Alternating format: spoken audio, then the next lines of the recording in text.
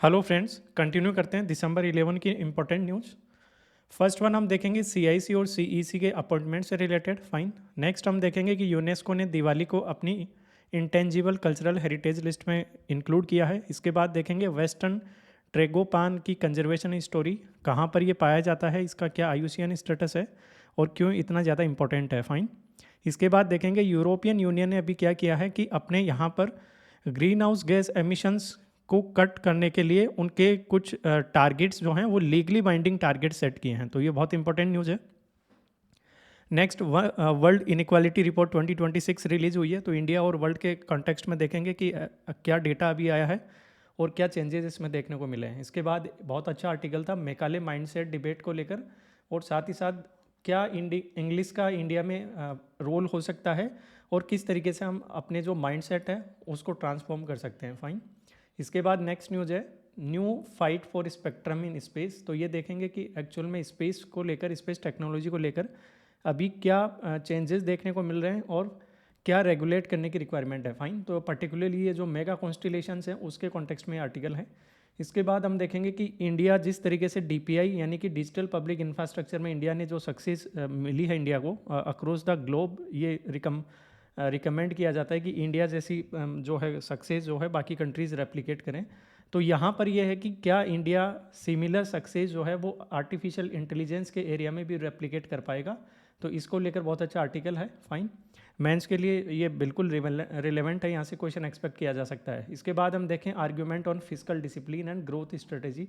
तो ये इकोनॉमी से रिलेटेड है। फिजिकल डिसिप्लिन को लेकर आर्टिकल है। फाइन। और अभी लेटेस्ट क्या चेंजेस किए जा रहे हैं और क्या आगे स्ट्रेटेजी होनी चाहिए उसको देखेंगे हम। और लास्ट न्यूज़ देखेंगे कि जो चाइना का ट्रेड सरप्लस रहा है, जो रिकॉर्ड सरप्लस रहा है, $1 ट्रिलियन का इन्होंने सरप्लस अभी जो रिकॉर्ड कायम किया है पूरी दुनिया में, इससे इंडिया क्या लेसन्स ले सकता है। फाइन। तो काफ़ी इंपॉर्टेंट आर्टिकल है। कंटिन्यू करते हैं। फर्स्ट न्यूज़, अभी क्या हुआ कि प्राइम मिनिस्टर चेयरमैन थे मीटिंग के, और इसमें union home minister Amit Shah और leader of opposition Rahul Gandhi, ये तीनों जो लोग हैं इनकी यहाँ पर मीटिंग हुई। किस कॉन्टेक्स्ट में हुई? एक्चुअल में इन्होंने नेक्स्ट चीफ इंफॉर्मेशन कमिश्नर की अपॉइंटमेंट को लेकर यहाँ पर मीटिंग हुई। साथ ही साथ चीफ इलेक्शन कमिश्नर और इलेक्शन कमिश्नर्स के सिलेक्शन को लेकर यहाँ पर बात हुई। साथ ही साथ में कुछ इन्फॉर्मेशन कमिश्नर की अपॉइंटमेंट को लेकर था, और जो विजिलेंस कमीशंस हैं, विजिलेंस कमीशन, उसमें जो वैकेंट पोस्ट है उनको लेकर डिस्कशन को लेकर था। फाइन। तो काफ़ी इंपॉर्टेंट हो जाता है यहाँ से, पर्टिकुलरली प्रीलिम्स के कॉन्टेक्स्ट में यहाँ पर न्यूज़ आप जो है ये क्वेश्चन एक्सपेक्ट कर सकते हैं यहाँ से। तो पूरा 1 बाय 1 देखेंगे कि सीआईसी के लिए क्या है, सीईसी और ईसी के लिए क्या है, और विजिलेंस कमीशन के लिए अपॉइंटमेंट का क्या प्रोसीजर है। फाइन। तो यहाँ पर अभी कोई ऑफिशियल वर्ड नहीं आया है इस मीटिंग पर, बट कहा गया है कि लीडर ऑफ अपोजिशन ने यहाँ पर अपना डिसेंट नोट जो है वो सबमिट किया है। फाइन। क्यों ये मैटर करता है सीआईसी और सीईसी का रोल? तो हम देखते हैं कि चीफ इन्फॉर्मेशन कमिश्नर का काम है ट्रांसपेरेंसी मेंटेन रहे, राइट टू इन्फॉर्मेशन फ्रेमवर्क है उसको भी कहीं ना कहीं इंप्लीमेंट करने की पूरी रिस्पॉन्सिबिलिटी जो है वो इन्फॉर्मेशन कमिश्नर के अंडर होती है। साथ में इलेक्शन कमिश्नर का तो हम देख ही सकते हैं इलेक्ट्रल इंटेग्रिटी को सेफगार्ड करने का काम है। फाइन। और अभी रिसेंट पार्लियामेंट में जो है आप देखेंगे कि इलेक्ट्रल रिफॉर्म्स को लेकर यहाँ पर जो है डिबेट भी चल रही है, तो इस कॉन्टेक्स्ट में भी ये इंपॉर्टेंट हो जाता है। फाइन। तो यहाँ देखेंगे चेक्स एंड बैलेंसेज को लेकर, तो the selection panel includes both government and opposition voices, क्योंकि हम देख सकते हैं लीडर ऑफ अपोजिशन की तरफ से भी मेंबर हैं, वो यहाँ पर अवेलेबल है। फाइन। तो यहाँ पर देखने वाली बात ये हो जाती है कि पहले हम देखेंगे कि चीफ इलेक्शन कमिश्नर और इलेक्शन कमिश्नर का एक्चुअल में अपॉइंटमेंट कैसे होती है। तो ये अपॉइंट किए जाते हैं प्रेसिडेंट की तरफ से based on the recommendation of selection committee, और सिलेक्शन कमेटी हमने देखी अभी जिसमें प्राइम मिनिस्टर चेयरमैन है। Fine. Leader of opposition in Lok Sabha. Fine. और a union cabinet minister nominated by PM. ये ध्यान रखेंगे, अगर आपको यहाँ पर डायरेक्ट क्वेश्चन में दे दिया जाए कि यूनियन होम मिनिस्टर इसमें मेंबर है तो वो गलत होगा। ठीक है, कोई भी मिनिस्टर हो सकता है जिसको प्राइम मिनिस्टर जो है वो नॉमिनेट करे, ये ध्यान रखना। तो होम मिनिस्टर एक्सप्लिसिटली अगर ऑप्शन में दिया हुआ है तो वो ऑप्शन गलत होगा, ये ध्यान रखेंगे। और ये वेरी रिसेंट जो एक्ट आया था chief election commissioner and other election commissioner appointment conditions act 2023। Fine. इसके अंडर ये सिलेक्शन कमेटी की बात हुई थी, और इस सिलेक्शन कमेटी को जो नेम्स सजेस्ट किए जाते हैं वो एक्चुअल में सर्च कमेटी की तरफ से आते हैं। सर्च कमेटी होती है जिसको हेड करते हैं कैबिनेट सेक्रेटरी, और ये कुछ कैंडिडेट के नेम जो हैं वो शॉर्टलिस्ट करते हैं और यूजुअली सीनियर ब्यूरोक्रेट्स इसमें होते हैं जो सेक्रेटरी रैंक के एटलीस्ट होने चाहिए, और उनको जो है फिर सिलेक्शन कमेटी के पास भेजा जाता है और सिलेक्शन कमेटी उनमें से जो है डिसाइड करती है। फाइन। इससे पहले क्या था कि सुप्रीम कोर्ट का 2023 में इंटरवेंशन हुआ। यहाँ पर सुप्रीम कोर्ट ने Anup Barnwal versus Union of India March 2023 case में क्या किया कि यहाँ पर 3 मेंबर की सिलेक्शन कमेटी की कंटेक्स्ट में जो है रूलिंग दी, और इन्होंने कहा कि एक सिलेक्शन कमेटी होनी चाहिए जो नेम सजेस्ट करेगी प्रेसिडेंट को, जिसको फाइनली प्रेसिडेंट अपॉइंट करेंगे, जिसमें पीएम होंगे, एलओपी लोकसभा, और साथ में चीफ जस्टिस ऑफ इंडिया का यहाँ पर जो है इन्होंने इंक्लूड किया था। तो यहाँ पर कहीं ना कहीं ये मकसद तो यही था कि to ensure the independence and neutrality in the election of the election commissioner. Fine. But यहाँ पर ये कहा गया था कि जब तक पार्लियामेंट कोई लॉ इनेक्ट नहीं कर देती तब तक ये कंटिन्यू रहेगा। बट पार्लियामेंट ने फिर जो है बहुत ही एक्टिवली जो है इस पर अपनी तरफ से लॉ लेकर आई, और इसमें चीफ जस्टिस ऑफ इंडिया को रिप्लेस कर दिया यूनियन कैबिनेट मिनिस्टर की तरफ से। तो यहाँ पर ये देख सकते हैं, तो इसके ऊपर अब डिबेट भी हो रही है पार्लियामेंट में कि ऐसा क्यों किया गया, चीफ जस्टिस ऑफ इंडिया को क्यों रिमूव किया गया। बट कहीं ना कहीं इसमें ये देखा गया कि जुडिशरी का जो है वो एग्जीक्यूटिव में जो है कहीं ना कहीं दखलंदाजी है। फाइन। तो ये भी नहीं हो सकती, एक जो सेपरेशन ऑफ पावर है उसको कहीं ना कहीं जो है इसमें वॉयलेट होता हुआ दिख रहा है, और ये लॉजिकल भी है। और फिर अगर आप देखें कि सुप्रीम कोर्ट का यहीं पर आप देखेंगे तो से सुप्रीम कोर्ट तो गवर्नमेंट के काफ़ी सारे इश्यूज़ में आ जाता है। तो यहाँ पर कहीं ना कहीं गवर्नमेंट को ये भी बैलेंस करना था कि जब हम एनजेएससी लेकर आए थे तब तो सुप्रीम कोर्ट ने बड़ी आसानी से इसको रिजेक्ट कर दिया था, और जब हमारी यहाँ पर अपॉइंटमेंट की बात है तो उसमें सुप्रीम कोर्ट जो है अपने आप को लेकर कैसे आ सकता है अपॉइंटमेंट्स में। फाइन। तो ये कहीं ना कहीं बैलेंस करने की बात थी। तो ये तो होने वाला नहीं है कि इसमें चीफ जस्टिस या कोई भी जज of the supreme court participate करेगा सिलेक्शन कमेटी में, वो लॉजिकल भी नहीं है। फाइन। तो यहाँ पर ये देख सकते हैं कि अभी ना सीजीआई इसके मेंबर है ना union minister of home affairs है, लेकिन नॉमिनेट किए गए हैं प्राइम मिनिस्टर की तरफ से, तो अभी वो पार्टिसिपेट कर रहे हैं, ये ध्यान रखेंगे। अल्टीमेटली अगर कॉन्स्टिट्यूशन में देखें तो आर्टिकल 324 में एक्चुअल में यहाँ पर ये मेंशन किया गया है कि there should be a election commission of India consisting chief election commissioner and other election commissioners. Fine. और उनको प्रेसिडेंट की तरफ से जो है अपॉइंट किया जाएगा subject to any law made by parliament. तो अभी तक कोई लॉ नहीं था 2023 तक, डायरेक्ट जो है कैबिनेट की यहाँ से रिकमेंडेशन जाती थी प्रेसिडेंट को और अपॉइंट कर दिया जाता था। तो ये पहली बार हुआ है। फाइन। अब हम देखें इसमें, तो पहले ये ट्रेडिशन था कि कोई सिलेक्शन कमेटी होती ही नहीं थी, डायरेक्ट रिकमेंडेशन जाती थी। टेन्योर और सर्विस कंडीशंस देखें, ये इंपॉर्टेंट हो जाता है क्योंकि न्यूज़ में है तो ये पूरा ही देख लेना चाहिए हमें। ड्यूरेशन या तो 6 ईयर होगा या as of 65 whichever is earlier. Fine. और रीअपॉइंटमेंट जो है वो परमिटेड नहीं है एक बार टेन्योर एंड होने के बाद में। और चीफ इलेक्शन कमिश्नर की अगर आप सैलरी और पक्ष देखें तो वो जज of supreme court of India के इक्विवेलेंट होती हैं, और सिमिलरली इलेक्शन कमीशन की भी सेम चीफ इलेक्शन कमिश्नर के इक्विवेलेंट, दैट मीन्स ये दोनों ट्रीट किए जाते हैं इक्विवेलेंट टू जज of supreme court of India. Fine. Removal और रिजिग्नेशन की अगर बात करें तो चीफ इलेक्शन कमिश्नर और इलेक्शन कमिश्नर को सिर्फ और सिर्फ प्रेसिडेंट ही रिमूव कर सकता है। फाइन। लेकिन सीईसी के केस में क्या होगा कि सीईसी के केस में प्रेसिडेंट रिमूव करेगा, सिमिलर प्रोसेस फॉलो किया जाएगा उससे पहले, ठीक वैसे ही जैसे सुप्रीम कोर्ट के किसी जज को अगर आप रिमूव करना चाहते हैं। ठीक है, ये ध्यान रखेंगे। और यही प्रोसेस इक्वल होता है हाई कोर्ट के जज के लिए भी। हाई कोर्ट का जज अगर रिमूव करना है तो भी सेम प्रोसेस फॉलो किया जाता है, सुप्रीम कोर्ट के लिए भी सेम फॉलो किया जाता है, और चीफ इलेक्शन कमिश्नर के लिए भी सेम फॉलो किया जाता है, ध्यान रहे। यानी कि पार्लियामेंट की तरफ से इम्पीचमेंट होगा, उसके बाद प्रेसिडेंट जो है यहाँ पर रिमूव करता है। लेकिन इंपॉर्टेंट बात है इलेक्शन कमिश्नर के केस में यहाँ पर ऐसा कोई प्रोसेस फॉलो नहीं किया जाता। यहाँ पर डायरेक्टली जब चीफ इलेक्शन कमिश्नर की रिकमेंडेशन भेज दी जाती है प्रेसिडेंट को, तो इसके बाद इनको वहाँ पर जो है रिमूव किया जा सकता है। इसमें पार्लियामेंट का कोई जो है रोल नहीं है, ये इंपॉर्टेंट है। रेजिग्नेशन ये रिज़ाइन कर सकते हैं, चाहे सीईसी हो या ईसी, डायरेक्टली प्रेसिडेंट को अपना रेजिग्नेशन सबमिट कर सकते हैं। फाइन। अब इस कॉन्टेक्स्ट में कुछ क्रिटिसिज्म ये है कि एक तो एग्जीक्यूटिव का डोमिनेंस है, दैट मीन्स कि 2 आउट ऑफ 3 मेंबर जो हैं वो गवर्नमेंट की अपनी जो साइड है वहाँ से हैं, और अगर अपोजिशन की बात करें तो सिर्फ एक ही कैंडिडेट वहाँ पर अवेलेबल है। फाइन। जस्ट ए सेकेंड, कुछ कनेक्टिविटी में इशू आ रहा है, लेट मी चेक इट।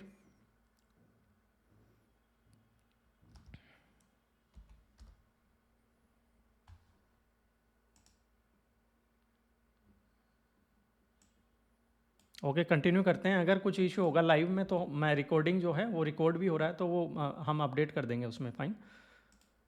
अब कंटिन्यू करते हैं इसी में।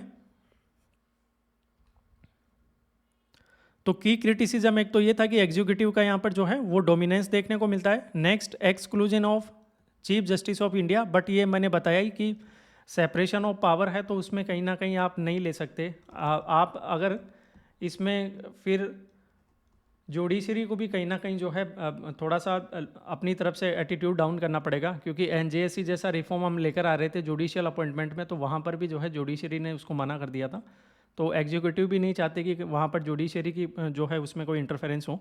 ट्रांसपेरेंसी कंसर्न रहता है, ये बार बार अपोजिशन पार्टीज कहती हैं, सिविल सोसाइटी कहती हैं कि इसमें कोई इंडिपेंडेंस जो है वो कॉम्प्रोमाइज़ हो जाती है, ट्रांसपेरेंसी नहीं होती प्रोसेस में, बट ये रेगुलर चलता आया है। आप चाहे उसको देखें कि प्रीवियस गवर्नमेंट के केस में या इस कॉन्टेक्स्ट में, बट एग्जामिनेशन में अगर क्वेश्चन आता है तो ये सब आप मेंशन कर सकते हैं।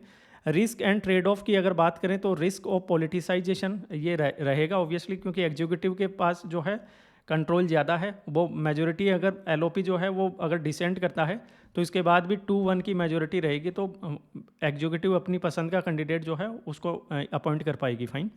लीगल चेंजेस, यहाँ पर लीगल चैलेंजेस भी हैं कि जो कॉन्स्टिट्यूशनलिटी है वो टेस्ट की जा सकती है, बट आई डोंट थिंक कि इसमें सुप्रीम कोर्ट कुछ कह सकता है। फाइन। तो इस पर ज़्यादा कुछ वो नहीं है कि जो आपने एक्ट लेकर आए हैं पार्लियामेंट से पास करके, उस पर सुप्रीम कोर्ट ज़्यादा उसमें इंटरफेयर करेगा, ऐसा नहीं लगता। गवर्नेंस ट्रेड ऑफ की बात होती है कि ठीक है, तो ये सब सारे पॉइंट है। बाकी अगर हम चीफ इलेक्शन कमिश्नर के बारे में देखें तो यहाँ भी सिमिलर सा ही है। अपॉइंटमेंट प्रेसिडेंट की तरफ से ही होती है। फाइन। रिकमेंडेशन एक हाई लेवल कमेटी की तरफ से आती है जिसमें प्राइम मिनिस्टर उसके चेयरमैन होते हैं, लीडर ऑफ अपोजिशन लोकसभा है, और साथ में union cabinet minister nominated by the prime minister. तो इलेक्शन कमीशन और इंफॉर्मेशन कमिश्नर दोनों में सेम सिलेक्शन कमेटी होती है, ये ध्यान रखेंगे। Composition of the selection committee is same. और यहाँ पर अगर आप देखें तो राइट टू इन्फॉर्मेशन एक्ट 2005 के अंडर सेक्शन 12(3) में ये मेंशन किया गया है प्रोसेस। फाइन। और लीगल फ्रेमवर्क यही है कि आरटीआई एक्ट 2005 के सेक्शन 12 के अंडर जो है हम चीफ सेंट्रल इंफॉर्मेशन कमिश्नर की यहाँ पर बात करते हैं। साथ में इसमें एक तो चीफ इंफॉर्मेशन कमिश्नर होगा कंपोजिशन, और अप टू 10 इंफॉर्मेशन कमिश्नर्स हो सकते हैं, 1 + अप टू 10। फाइन, ये ध्यान रखेंगे। और एलिजिबिलिटी की अगर बात करें तो सेक्शन 12(5) में मेंशन है कि a person of eminence in public life with wide knowledge and experience in law, science and technology, social service, management, journalism, mass media और administration and governance, ये ध्यान रखेंगे। तो काफ़ी सारे एरियाज इसमें जो हैं वो कवर करते हैं। रेस्ट्रिक्शंस भी हैं इसमें कुछ। एक तो अगर कोई कैंडिडेट एमपी है, एमएलए है या ऑफिस ऑफ प्रॉफिट होल्ड करता है वो इसका पार्ट नहीं हो सकता, या ए member who is directly connected with political parties वो भी पार्ट नहीं हो सकता, और परस्यू बिजनेस या प्रोफेशन वाइल इन ऑफिस, तो ये जो है इसका पार्ट नहीं हो सकते, ये ध्यान रखेंगे इसमें। फर्दर हम देखें अपॉइंटमेंट प्रोसेस में, तो यहाँ पर सर्च कमेटी होती है। तो पहले सर्च कमेटी जो होगी वो भी सिमिलरली कैबिनेट सेक्रेटरी उसको हेड करते हैं, वो कैंडिडेट्स को शॉर्ट लिस्ट करते हैं और वो यहाँ पर नेम सजेस्ट करते हैं। उसके बाद सिलेक्शन कमेटी होती है जिसमें आपके प्राइम मिनिस्टर, एलओपी और cabinet minister nominated by PM. Fine. जो हमने देखा ये अपना यहाँ से जो भी शॉर्टलिस्टेड नेम है वो फिर फर्दर रिकमेंड करेंगे प्रेसिडेंट को फाइनल नेम्स, और वहाँ पर प्रेसिडेंट की तरफ से अपॉइंट किया जाता है। फाइन। टेन्योर इनका देखें बिल्कुल डिफरेंट है, 3 ईयर्स या 65 ईयर, और वहाँ पर 6 और 65 का था। रीअपॉइंटमेंट यहाँ भी नहीं होगा। सैलरी यहाँ पर फिक्स्ड है 250 और 225, बट ये मैटर नहीं करता, ये चेंज होती रहती है। और रिटायरमेंट क्लोज यही है कि अगर कोई ऑफिसर हैं और उसके बाद उनकी अपॉइंटमेंट हो जाती है तो उस पर्टिकुलर गवर्नमेंट पोस्ट से वो रिटायर्ड मान लिए जाएंगे ऑटोमेटिकली, जैसे ही वो इन्फॉर्मेशन कमिश्नर या सेंट्रल चीफ इन्फॉर्मेशन कमिश्नर की पोस्ट पर अपॉइंट होते हैं। फाइन। फर्दर करंट इशू इस कंटेक्स्ट में भी यही है कि एक तो अपॉइंटमेंट्स में काफ़ी डिले हो जाता है, लंबे टाइम तक अपॉइंटमेंट्स नहीं होती हैं। एक ब्यूरोक्रेसी का डोमिनांस है, मोस्ट ऑफ दी जो वैकेंसीज हैं वो ब्यूरोक्रेट्स या रिटायर्ड आईएएस ऑफिसर है उन्हीं को अपॉइंट कर दिया जाता है। आरटीआई अमेंडमेंट एक्ट 2019 जो है उसमें भी यूनियन गवर्नमेंट को जो है ये कहा जाता है कि उसको एक्सक्लूसिव ये पावर दी गई है कि यूनियन गवर्नमेंट जो है वो डिटरमाइन कर सकती है tenure and salaries, reducing autonomy. Fine. तो ये भी एक चैलेंज है। फर्दर ट्रांसपेरेंसी कंसर्न की अगर बात करें तो ये भी है, क्योंकि अपोजिशन लीडर अकेले हैं, बाकी 2:1 की जो है वो मेजोरिटी यहाँ भी है। Risk and trade off similar हैं, एग्जीक्यूटिव इन्फ्लुएंस रहेगा, आरटीआई इफेक्टिवनेस पर इम्पैक्ट हो सकता है, फाइन। ट्रांसपेरेंसी जो है वो अफेक्ट हो सकती है, जुडिशियल ओवरसाइट गैप है, जुडिशरी का इसमें कोई ओवरसाइट नहीं है, और वो ठीक भी है, बात बात पे जुडिशरी को नहीं लेकर आ सकते आप, कुछ तो रेस्पॉन्सिबिलिटी गवर्नमेंट की भी होगी, और जो अपॉइंट किए गए हैं उन कैंडिडेट्स की भी होनी चाहिए, फाइन। तो अगर हम गुड क्वालिटी के ऑफिसर अपॉइंट करते हैं तो फिर इन सब बात ही नहीं आती कि बात बात पे फिर जुडिशरी को देखना पड़ेगा, फाइन। फर्दर हम देखते हैं सीवीसी, सेंट्रल विजिलेंस कमीशन। तो यहाँ पर इंपॉर्टेंट है कि एक सीवीसी हो सकता है और 2 वीसी विजिलेंस कमिश्नर हो सकते हैं, 1+2 का कंपोजिशन यहाँ पर है। अपॉइंटमेंट जो है वो प्रेसिडेंट की तरफ से होगी, fine, on the recommendation of high powered committee, ये ध्यान रखेंगे, जिसमें प्राइम मिनिस्टर चेयरमैन होंगे। और यहाँ पर एक्सप्लिसिटली यहाँ पर मेंशन्ड है, ये ध्यान रखेंगे कि यूनियन होम मिनिस्टर होंगे, यहाँ पर कोई नॉमिनेटेड कैबिनेट मिनिस्टर नहीं होगा, रादर देन डायरेक्ट हमने बताया हुआ है कि होम मिनिस्टर खुद होंगे, ये ध्यान रखेंगे, पीएम, एचएम और एलओपी। तो ये विजिलेंस कमिश्नर के केस में। और होम मिनिस्टर क्यों है? क्योंकि विजिलेंस डिपार्टमेंट जो आता है वो मिनिस्ट्री ऑफ होम अफेयर्स के अंडर आता है, इसलिए वहाँ पर किसी और मिनिस्टर को हम नहीं रख सकते, होम मिनिस्टर का वहाँ पर जो है रिकमेंडेशन ली जाती है। तो लीगल फ्रेमवर्क यही है कि एक्ट 2003 में आया था हमारा सीवीसी एक्ट, उसमें ये स्टेचूटरी स्टेटस मिलता है सीवीसी को, जबकि हमारे जो इलेक्शन कमिश्नर है उसको कॉन्स्टिट्यूशनल स्टेटस मिलता है, और CIC जो हमने देखा उसको भी स्टेचूटरी स्टेटस मिलता है आपका आरटीआई एक्ट में, और सिमिलरली यहाँ पर सीवीसी एक्ट 2003 में इनको स्टेचूटरी स्टेटस मिलता है, फाइन। तो 1+2 का यहाँ पर है। कमीशन ओरिजिनली क्रिएट किया गया था 1964 में संथानम कमेटी की रिकमेंडेशन पर, ये पूछ लिया जाता है प्रीलिम्स में, फाइन। और इसको लेटर ऑन हमने स्टेचूटरी बैकिंग दी है 2003 में, ये ध्यान रखेंगे, आफ्टर विनीत नारायण केस के बाद में, ओके। तो अपॉइंटमेंट प्रोसेस हमने देखा ही है कि एलिजिबिलिटी जो है वो यहाँ देख लेते हैं, या तो कैंडिडेट ऑल इंडिया सर्विस से हो या यूनियन सिविल सर्विसेज हो, विथ एक्सपीरियंस इन विजिलेंस और पॉलिसी मेकिंग और administration including police, fine. Senior official हो सकता है फ्रॉम सेंट्रल PSUs और corporations with expert in finance, law, vigilance and investigation, या एमिनेंट प्रोफेशनल हो सकता है in finance, banking, law, vigilance और investigations, okay. At most 2 members can be from the same category, ये ध्यान रखेंगे, एट मोस्ट, मैक्सिमम 2 मेंबर हो सकते हैं same category like civil services और PSU बैकग्राउंड से, फाइन। सिलेक्शन कमेटी अगर आप देखें तो वो हमने देखा ही है, PM, HM और LOP। अपॉइंटमेंट प्रेसिडेंट को ही करनी है अल्टीमेटली, फाइन। टेन्योर इनका है ये थोड़ा डिफरेंट है, यहाँ पर 465 है, ओके। इलेक्शन कमीशन में 665 था, और फिर इंफॉर्मेशन कमीशन में 365 था, और यहाँ 465 है, ये ध्यान रखेंगे, ओके। और सैलरी एंड पर्क्स सेक्रेटरी के इक्विवेलेंट होती हैं यहाँ पर, फाइन। रेस्ट्रिक्शन यही है कि ऑफिस ऑफ प्रॉफिट होल्ड नहीं कर सकते, फाइन। किसी पॉलिटिकल पार्टी के साथ कनेक्ट नहीं हो सकते, या कोई बिजनेस या प्रोफेशन नहीं रख सकते आप जब आप ऑफिस में हैं, फाइन। रिमूवेबल प्रेसिडेंट की तरफ से रिमूव किया जाता है on ground of proved misbehaviour और इनकैपेसिटी, ये ध्यान रखेंगे, वो भी तब जब सुप्रीम कोर्ट की इंक्वायरी हो जाए और सुप्रीम कोर्ट की तरफ से रिकमेंड कर दिया जाए कि हाँ यहाँ पर कुछ ऐसा पाया गया है, तो इसके बाद जो है प्रेसिडेंट इनको रिमूव कर सकता है, फाइन। तो ये सिमिलर सेफगार्ड है जो इलेक्शन कमीशन के रिमूवल में भी आता है, सिमिलर प्रूव्ड मिसबिहेवियर और इनकैपेसिटी, ओके। की सेफगार्ड यही है कि एक तो हाई पावर्ड कमेटी होगी, तो यहाँ पर ये इनपुट उनकी तरफ से जो है अपॉइंटमेंट आएगा। एलिजिबिलिटी हमने डाइवर्सिफाई की है, तो इसकी वजह से सिविल सर्वेंट भी आ सकते हैं, PSU लीडर भी आ सकते हैं, और प्रोफेशनल्स भी आ सकते हैं। टेन्योर फिक्स है और रिमूवल के भी सेफगार्ड हैं, तो इसमें भी कोई ऐसा नहीं है कि एवरीथिंग इज डिफाइंड, फाइन। तो कहीं ना कहीं जो है इंडिपेंडेंस प्रोटेक्ट होती है। रिस्क और क्रिटिसिज्म अगर इस कॉन्टेक्स्ट में देखें तो एग्जीक्यूटिव डोमिनेंस सिमिलर है, ब्यूरोक्रेटिक बाइस, फर्दर वैकेंसी और डिले काफ़ी लंबे टाइम तक रहता है, और लिमिटेड ऑटोनॉमी है, फाइन। स्टेचूटरी बॉडी है लेकिन still it depends on government for resources and implementation, ठीक है। तो ये यहाँ पर ध्यान देने वाली बात है। इसके बाद हम नेक्स्ट न्यूज़ देखते हैं कि यूनेस्को ने दिवाली को यहाँ पर अपनी इंटेंजिबल कल्चरल हेरिटेज लिस्ट है उसमें इंक्लूड कर लिया है, तो अभी अपडेट किया है। तो इंटेंजिबल आप नाम से ही देख सकते हैं कि सिमिलर जैसे इनकी टेंजिबल हेरिटेज लिस्ट होती है जिसमें मॉन्यूमेंट को या आर्कियोलॉजिकल साइट को यहाँ पर कंसिडर करते हैं, सिमिलरली यहाँ पर लिविंग ट्रेडिशंस हो सकते हैं, स्किल्स हो सकती हैं, या एक्सप्रेशंस हो सकते हैं जो generations to generation pass on होते हैं, उनको यहाँ पर कंसिडर किया जाता है। तो it actually covers the 5 domains, ये ध्यान रखें। ओरल ट्रेडिशंस हो सकते हैं, परफॉर्मिंग आर्ट्स हो सकती है, सोशल प्रैक्टिसेज, रिचुअल्स, फेस्टिवल्स हो सकते हैं, नॉलेज ऑफ नेचर और यूनिवर्स हो सकता है, और ट्रेडिशनल क्राफ्टमैनशिप भी हो सकती है, ये ध्यान रखेंगे। Fine. India's place on the list, तो टोटल इंस्क्रिप्शन अभी तक 700 है। वर्ल्ड वाइड देखें तो अक्रॉस 140 कंट्रीज। इंडिया की एंट्री देखें तो 16 अभी तक हैं। 16 जो नंबर है न्यू एडिशन दीपावली या दिवाली है, ओके, जो अभी इंस्क्राइब हुआ है। नेक्स्ट हमने नॉमिनेशन रखा हुआ है बिहार की छठ पूजा को 2026 के साइकिल के लिए, ओके। दिवाली का रिकग्निशन हम देख सकते हैं लिविंग हेरिटेज के तौर पर, तो ये एक सोशल बॉन्ड को स्ट्रेंथन करती है, ट्रेडिशनल क्राफ्टमैनशिप को सपोर्ट करती है, जैसे पोर्टर्स हैं, आर्टिशन है, स्वीट मेकर्स हैं, प्रीस्ट है, ये सब।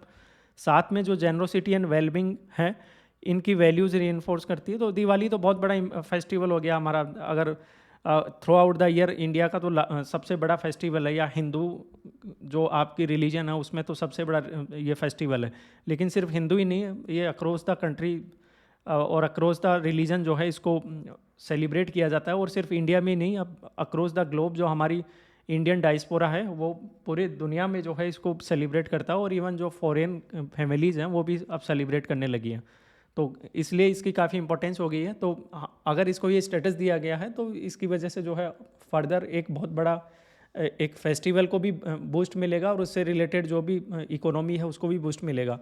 तो इम्प्लीकेशन यही है कि स्टेटस एलिवेट हुआ है, सेफ गार्डिंग मिली है, fine, further preservation of tradition और प्रैक्टिसेज हैं, टूरिज्म एंड एक्सचेंज इंप्रूव होगा, लाइवलीहुड इंप्रूव होगी, फाइन। अब यहाँ देखते हैं national inventory of intangible cultural heritage India में। तो यहाँ पर एक्चुअली मिनिस्ट्री ऑफ कल्चर जो है वो उसके अंडर संगीत नाटक कला नाटक अकादमी जो है, संगीत नाटक अकादमी, उसके थ्रू जो है एक्चुअल में अपनी नेशनल इंटेंजिबल कल्चरल हेरिटेज को जो है अपडेट करती रहती है, फाइन, ये ध्यान रखेंगे। संगीत नाटक अकादमी मिनिस्ट्री ऑफ कल्चर के अंडर। तो यहाँ पर स्कीम यही होती है, गुरु शिष्य परंपरा स्कीम जो है वो यहाँ पर सपोर्ट करती है आपकी परफॉर्मिंग आर्ट्स को, चाहे वो ड्रामा हो, थिएटर हो, म्यूजिक एंसेंबल, चिल्ड्रंस थिएटर हो, फाइन। फर्दर यहाँ पर ट्रेनिंग इम्पार्ट की जाती है by guru to disciples in traditional formats. तो ये हमारा एंशियंट टाइम से चला आ रहा है। जोनल कल्चरल सेंटर्स भी इंडिया में 7 सेंटर हैं, ऐसे पटियाला, नागपुर, उदयपुर, प्रयागराज, कोलकाता, दीमापुर, तंजावुर, ये सब जो एक्चुअल में प्रिजर्व करते हैं हमारी फोक आर्ट्स को, यूथ को इन्वॉल्व करना, या डॉक्यूमेंट वैनिशिंग आर्ट फॉर्म्स, ठीक है। तो जो आर्ट फॉर्म्स अभी बिल्कुल ख़त्म होने के किनारे पर हैं, उनको डॉक्यूमेंट करने का भी काम होता है, फाइन। अब यूनेस्को की इंटेंजिबल कल्चरल हेरिटेज में देखें तो नॉमिनेशन साइकिल ये होता है कि एक नॉमिनेशन आप कर सकते हैं एवरी 2 ईयर्स पर। तो अभी हमारा छठ महापर्व नॉमिनेटेड है 26-27 के लिए, और दीपावली जो हमारा नॉमिनेटेड था इससे पहले वो अब एक्चुअल में लिस्ट में आ चुका है, फाइन। तो यहाँ पर करंट जो इंडिया की ICH इंस्क्रिप्शन है, टोटल 16 एलिमेंट्स हैं। फर्स्ट वन जो हमारा आया था 2008 में, एक साथ 3 आए थे, 1, 2 और 3, ये तीनों 2008 में आए थे। ईयर भी आपको ध्यान रखना है, ये प्रीलिम्स में पूछा जाता है। ट्रेडिशन ऑफ वैदिक chanting all state and UTs, ध्यान रखेंगे इंडिया में। रामलीला जो ट्रेडिशनल परफॉर्मेंस है रामायण का, ऑल स्टेट्स में है। और कुट्टियट्टम ये संस्कृत थिएटर है केरला में, तो ये केरल स्टेट में इसको ICH कंसिडर किया गया है, ये ध्यान रखेंगे। इसके बाद 2008 में 4th वन आता है रम्मन। रम्मन जो है religious festival and ritual theatre है गढ़वाल हिमालय का, इंडिया में। 2009 में आता है उत्तराखंड से, फाइन। फिर मुडियट्टू हम रिचुअल थिएटर है, फर्दर डांस ड्रामा है केरला का 2010 में। तो 10 में एक्चुअल में हमारे पास 3 एक साथ फिर आते हैं, मुडियट्टू कालबेलिया जो राजस्थान से है 2010 में, और चाहू डांस जो ईस्टर्न इंडिया में कंसिडर किया गया है आपका वेस्ट बंगाल, झारखंड, उड़ीसा में, फाइन। इसके बाद 2012 में आपका लद्दाख और J&K से आता है बुद्धिस्ट चैंटिंग ऑफ लद्दाख। इसके बाद 2013 में संकीर्तना जो कि रिचुअल सिंगिंग और ड्रमिंग एंड डांसिंग है मणिपुर की, ये 2013 में है। इसके बाद नंबर 10 है ठटेराज क्राफ्ट, पंजाब से है, ध्यान रखेंगे, 2014 में। तो ये एक्चुअल में क्या है कि वहाँ की traditional brass and copper craft है ऑफ यूटेंसिल मेकिंग, ओके। तो वहाँ की जो ठटेरा हैं पर्टिकुलरली जंदियाला गुरु के, पंजाब में ये लोकेशन है, उनकी ये क्राफ्ट है। इसके बाद 11 पर योगा को 2016 में कंसिडर किया गया अक्रॉस द कंट्री। फिर नवरोज है, ये 2016 में ही आया इंडिया में अक्रॉस द कंट्री। फिर कुंभ मेला 2017 में, ओके, यूपी, उत्तराखंड, महाराष्ट्र और मध्य प्रदेश, क्योंकि 4 कुंभ होते हैं हमारे यहाँ इंडिया में, ऑल इन 4 दीज स्टेट्स। इसके बाद 2021 में दुर्गा पूजा इन कोलकाता, वेस्ट बंगाल में, फाइन। और 2023 में हम देखेंगे गरबा ऑफ गुजरात, इसको कंसिडर किया गया गुजरात से। और 2025 में हम देखेंगे दीपावली या Diwali all state and union territories. तो ये पूरा ध्यान रखेंगे, क्वेश्चन एक्सपेक्ट किया जा सकता है। ईयर भी ध्यान रखेंगे, स्टेट भी ध्यान रखेंगे, और ऑब्वियसली ये तो ध्यान रखना ही है कि क्या क्या है इसमें, ऑल दीज 16 एलिमेंट्स। इसके बाद नेक्स्ट न्यूज़ है कंजर्वेशन से लेकर, काफ़ी इंपॉर्टेंट न्यूज़ है कि वेस्टर्न ट्रेगोपान कंजर्वेशन स्टोरी। तो यहाँ पर क्या हुआ कि एक बर्ड है हमारा ट्रेगोपान, या कहें कि ट्रेगोपान मेलानोसिफेलस। तो ये यहाँ पर आप देख सकते हैं पिक्चर में, ठीक ऐसा दिखता है ये। और ये वर्ल्ड का रेयरेस्ट फीजेंट है, फाइन, जो हिमाचल का एक्चुअल में स्टेट बर्ड भी है। हिंदी में आप समझे फीजेंट क्या है, जो तीतर बोलते हैं हम, तो उसकी एक ये प्रजाति है, फाइन, अलग अलग तरीके के होते हैं, बट फीजेंट कह सकते हैं हम इसको। हिस्टोरिक रेंज इसकी जम्मू कश्मीर में भी है, हिमाचल में भी देखने को मिलेगा और उत्तराखंड में भी देखने को मिलेगा। करंट स्टेटस फ्रेगमेंटेड पॉकेट्स हैं। अभी IUCN ने एस्टिमेट किया है कि हार्डली 3 to 9,000 के अराउंड मैच्योर इंडिविजुअल्स आपको देखने को मिलेंगे। All belong to a single sub population, और ये अराउंड 25% जो हैं वो वेस्टर्न हिमालय और नदर्न पाकिस्तान में देखने को मिलेंगे, फाइन। हैबिटाट देखेंगे तो मॉइस्ट टेम्परेट फॉरेस्ट इस एरिया में पाए जाते हैं विद डेंस अंडरग्राउंड रिंगल बैम्बू या रोडोडेंड्रॉन थिकेट्स में या कॉनिफेरस फॉरेस्ट में। तो ये पूरी जो आप देखेंगे वेजिटेशन इस एरिया की ऐसी है, यहाँ पर देखने को मिलेंगे। IUCN स्टेटस अगेन इंपॉर्टेंट, वोल्नरेबल है, और साइट्स की अपेंडिक्स 1 में लिस्टेड है, यानी कि इसका ट्रेड जो है वो हाईली रेगुलेटेड है। ऐसे ही आप इसको एक्सपोर्ट इंपोर्ट नहीं कर सकते, ठीक है। थ्रेड्स इसकी हैबिटाट फ्रेगमेंटेशन और human disturbance particular in Kazinag and Limber forest में देखा गया। क्लाइमेट वेरिएबिलिटी है, उसकी वजह से प्रॉब्लम हो रही है, या क्लाइमेट चेंज बोलें उसकी वजह से जो इनका ब्रीडिंग है वो डिस्टर्ब हुई है। विद इंसेक्ट अवेलेबिलिटी है वो काफ़ी कम हो गई, तो जो न्यू बॉर्न है उनके लिए स्टारवेशन प्रॉब्लम हो गई, तो सर्वाइवल चैलेंज आ गया उनके लिए एक तरीके से देखें तो काफ़ी सारे सर्वाइव ही नहीं कर पा रहे हैं, फाइन। लॉन्ग जेनेटिक डाइवर्सिटी, लो जेनेटिक डाइवर्सिटी इसलिए है क्योंकि जो कैप्टिव पॉपुलेशन भी हमारे पास अभी हमने ड्राइव की है एक्चुअल में, वो भी कहाँ से लिए हमने, जो एग्जिस्टिंग ओनली 8 वाइल्ड फाउंडर्स थे उनसे ही हमने डेवलप किया है। तो अभी जेनेटिक डाइवर्सिटी भी काफ़ी कम है, तो अभी काफ़ी ध्यान देने की ज़रूरत है। काफ़ी चैलेंजिंग रहेगा इनकी पॉपुलेशन को सर्वाइव कर पाना, और अगेन जो है एक थ्राइविंग पॉपुलेशन डेवलप कर पाना। तो कैप्टिव ब्रीडिंग के थ्रू हमने जो है इसमें काफ़ी अच्छा काम किया है, पर्टिकुलरली सरान फिजेंट्री में। यहाँ पर फर्स्ट कैप्टिव बर्थ हुआ था 1993 में, और यहाँ पर आप देखेंगे 2005 में यहाँ पर 4 न्यू बॉर्न जो है वो उनकी हैचिंग हुई। ये वर्ल्ड का फर्स्ट सक्सेसफुल कैप्टिव ब्रीडिंग था वेस्टर्न ट्रेगोपान का, ये ध्यान रखेंगे। फिर 2007 और 2015 में आप देखेंगे तो 43 कैप्टिव बॉर्न इंडिविजुअल जो हैं वो यहाँ पर हमने देखने को मिले, और सर्वाइवल जो है वो फ्लैक्चुएटेड रहा because of skewed sex ratio and mortality, fine. और अभी करंट पॉपुलेशन अगर देखें तो ये कैप्टिव ब्रीडिंग के थ्रू हमारे पास अभी 46 लाइव बर्ड्स हैं with 6 to 8 egg hatching annually and 4 to 5 चिक सर्वाइविंग। तो एक अच्छी खासी प्रोग्रेस हमने इस पर्टिकुलर कॉन्टेक्स्ट में की है। प्रोटोकॉल अगर देखें तो वो भी हमने रिफाइन किया, जैसे नेचुरल हैबिटाट को मिमिक करने का कोशिश किया ताकि यहाँ पर एक जो है इनको एक नेचुरल सी फीलिंग आए, फाइन। तो डेंस कवर रखा गया, नेस्टिंग मटेरियल रखे गए, सीजनल डाइट वो डिसाइड की गई, फीडिंग स्केड्यूल रखे गए, स्ट्रेस रिडक्शन और डिजीज़ मैनेजमेंट पर काम किया गया। तो काफ़ी कुछ एफर्ट्स किए गए। तो आप देख सकते हैं कितना खूबसूरत ये बर्ड है। तो ये एक तरीके से जो है एक्सटिंक्ट होने के किनारे पर था, तो इसको सेव करना कितना ज़रूरी हो जाता है, फाइन।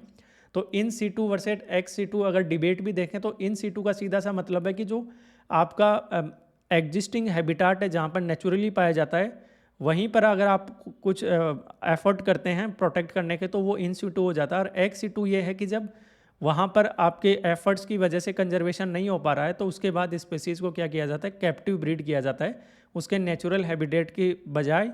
जो आप अलग से जो लेबोरेटरीज हो सकती हैं या पर्टिकुलर इंफ्रास्ट्रक्चर डेवलप करके और वहाँ पर ये जो पूरा जो है प्रोसेस फॉलो किया जाता है तो वो एक्स से 2 हो जाता है, फाइन। तो इसमें कहीं ना कहीं आपको जो है जब पॉपुलेशन बहुत ही ज़्यादा कम हो रही होती है तो उस दौरान ये एफर्ट किए जाते हैं। तो अभी ये और भी कुछ एफर्ट किए जा रहे हैं इंडिया में, पर्टिकुलरली ग्रेट इंडियन बास्टर्ड के कॉन्टेक्स्ट में भी किया जा रहा है, जो राजस्थान और गुजरात में पर्टिकुलरली देखने को मिलता है। वहाँ पर इनकी पॉपुलेशन बिल्कुल कम होती जा रही थी। तो कहीं ना कहीं जैसलमेर में जो है ये हमने अभी देखा कि दुनिया का पहला, यहाँ भी जो है आप देखेंगे कि जो आर्टिफिशियली आपने जो है यहाँ पर new born great Indian bustard chick जो हैं वो यहाँ पर हमने डेवलप किए थे, वो भी वर्ल्ड में पहली बार देखने को मिला है। तो कहीं ना कहीं ये सक्सेस स्टोरी जो है वो यहाँ पर इसके लिए एक मोटिवेशन का काम करेगी, जो हम जीआईपी के कॉन्टेक्स्ट में काम कर रहे हैं। फाइन। और लेसर फ्लोरिगन है, उसकी भी नंबर बहुत कम है, वो भी सिमिलरली राजस्थान, गुजरात, महाराष्ट्र में पाया जाता था, उसका भी नंबर बहुत कम है। तो उसके कॉन्टेक्स्ट में भी जो है हम ये पर्टिकुलर एफर्ट्स कर सकते हैं। फाइन। एक्सपर्ट्स ने बोल दो यही कहा है कि कैप्टिव ब्रीडिंग ऑब्वियसली हमारा इंटेंशन तो पॉजिटिव है, लेकिन साथ में हमें पैरेलल हैबिटेट प्रोटेक्शन प्रोवाइड करानी ही पड़ेगी। X2 में हमें एफर्ट्स लगाने पड़ेंगे ताकि अल्टीमेटली जो पॉपुलेशन है वो नेचुरली थ्राइव कर सके। फाइन।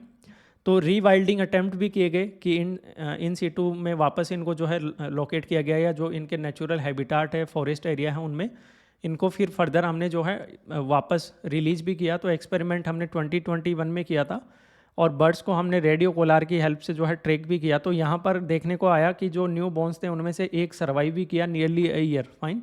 तो स्टिल एक लिमिटेड सक्सेस है, बट आगे आने वाले टाइम के लिए एक बहुत ही पॉजिटिव हमारे लिए जो है यहाँ पर होप देखी जा सकती है इसमें। अब कुछ चैलेंजेस ऑब्वियसली हैं, अभी भी बजटरी कॉन्स्टेंट है, या डिटेल्ड रिसर्च प्रोटोकॉल्स की अभी भी रिक्वायरमेंट है कि क्या फूड अवेलेबिलिटी होनी चाहिए, प्रीडेटर मॉनिटरिंग हो, प्रॉपर अडेप्टेशन चेक्स हो, ये सब है। तो स्टिल कुछ लेसन्स हमारे लिए हैं कि ऑब्वियसली इसमें अच्छा खासा पेशेंस चाहिए, एक्सपेरिमेंटेशन चाहिए और अडेप्टिव मैनेजमेंट चाहिए। फाइन। तो एक अच्छा कमिटमेंट के साथ हम इसमें काम कर रहे हैं, तो आने वाले टाइम में और ज़्यादा इसमें जो है सक्सेस हमें देखने को मिलेगी। कम्युनिटी का रोल बहुत इंपॉर्टेंट है यहाँ पर। तो जो लोकल स्टीवार्डशिप है उस पर काम किया जा रहा है, यानी कि जो कम्युनिटीज़ इनके नेचुरल हैबिटाट के आसपास रहती है, या जो टूरिज्म रिलेटेड जो कम्युनिटी है, उनको ये बिल्कुल यहाँ पर जो है साथ में लेकर काम किया जा रहा है। उनको ये बताया जा रहा है कि जिस एरिया में ये देखने को मिलते हैं उसको डिस्टर्ब नहीं किया जाए, उसको फ्री छोड़ दिया जाए। फाइन। तभी जो है ये यहाँ पर जो है यहाँ इनकी पॉपुलेशन में इंक्रीमेंट देखने को मिलेगा। लाइक यहाँ पर आप देखें एग्जांपल्स की राखुड़ी और सिल्ट एरिया हैं, वहाँ के विलेजर्स ने खुद से ही इन पर्टिकुलर फॉरेस्ट एरियाज़ को डिस्टर्ब करना बंद कर दिया है। फाइन। और वहाँ पर ट्रेगोपान की साइटिंग जो है वो भी इंक्रीज हुई है उसकी वजह से। और ऐसे ही कुछ मॉडल्स पाकिस्तान में भी देखने को मिले हैं, वहाँ भी कम्युनिटी जो हैं वो वॉलंटरीली ब्रीडिंग जोन्स को जो है वो छोड़ रही हैं। फाइन। तो इसकी वजह से वहाँ पर आप जो है पॉपुलेशन इंप्रूव होती हुई दिख रही है। तो सिमिलर यहाँ भी जो है ये एक तरीके से इंडिया में भी ये स्टेप्स लिए जा सकते हैं। इसके बाद नेक्स्ट हम देखते हैं कि यूरोपियन यूनियन ने लीगली बाइंडिंग टारगेट सेट किए हैं ग्रीन हाउस गैस एमिशंस को कट करने के लिए। तो ये बहुत ही पॉजिटिव न्यूज़ है अगर देखा जाए तो, और वेल इंटेंशनड यहाँ पर देखें तो डेवलपमेंट है। तो यहाँ पर इन्होंने कहा है कि 2040 तक यूरोपियन यूनियन अपना नेट GHG एमिशन जो है, ग्रीन हाउस गैस एमिशन जो है वो 90% तक रिड्यूस कर देगा विद द लेवल्स ऑफ 1990।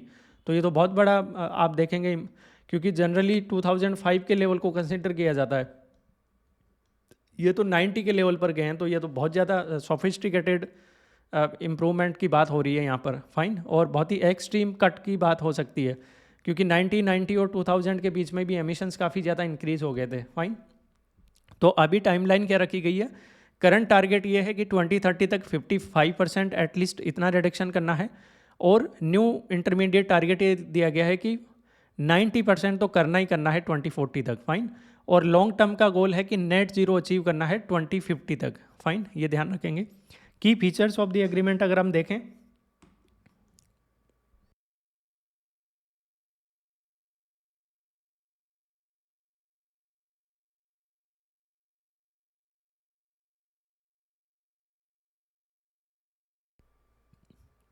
तो एक तो इसमें देखेंगे कि फ्लेक्सिबिलिटी मैकेनिज्म रखी गई है। फाइन।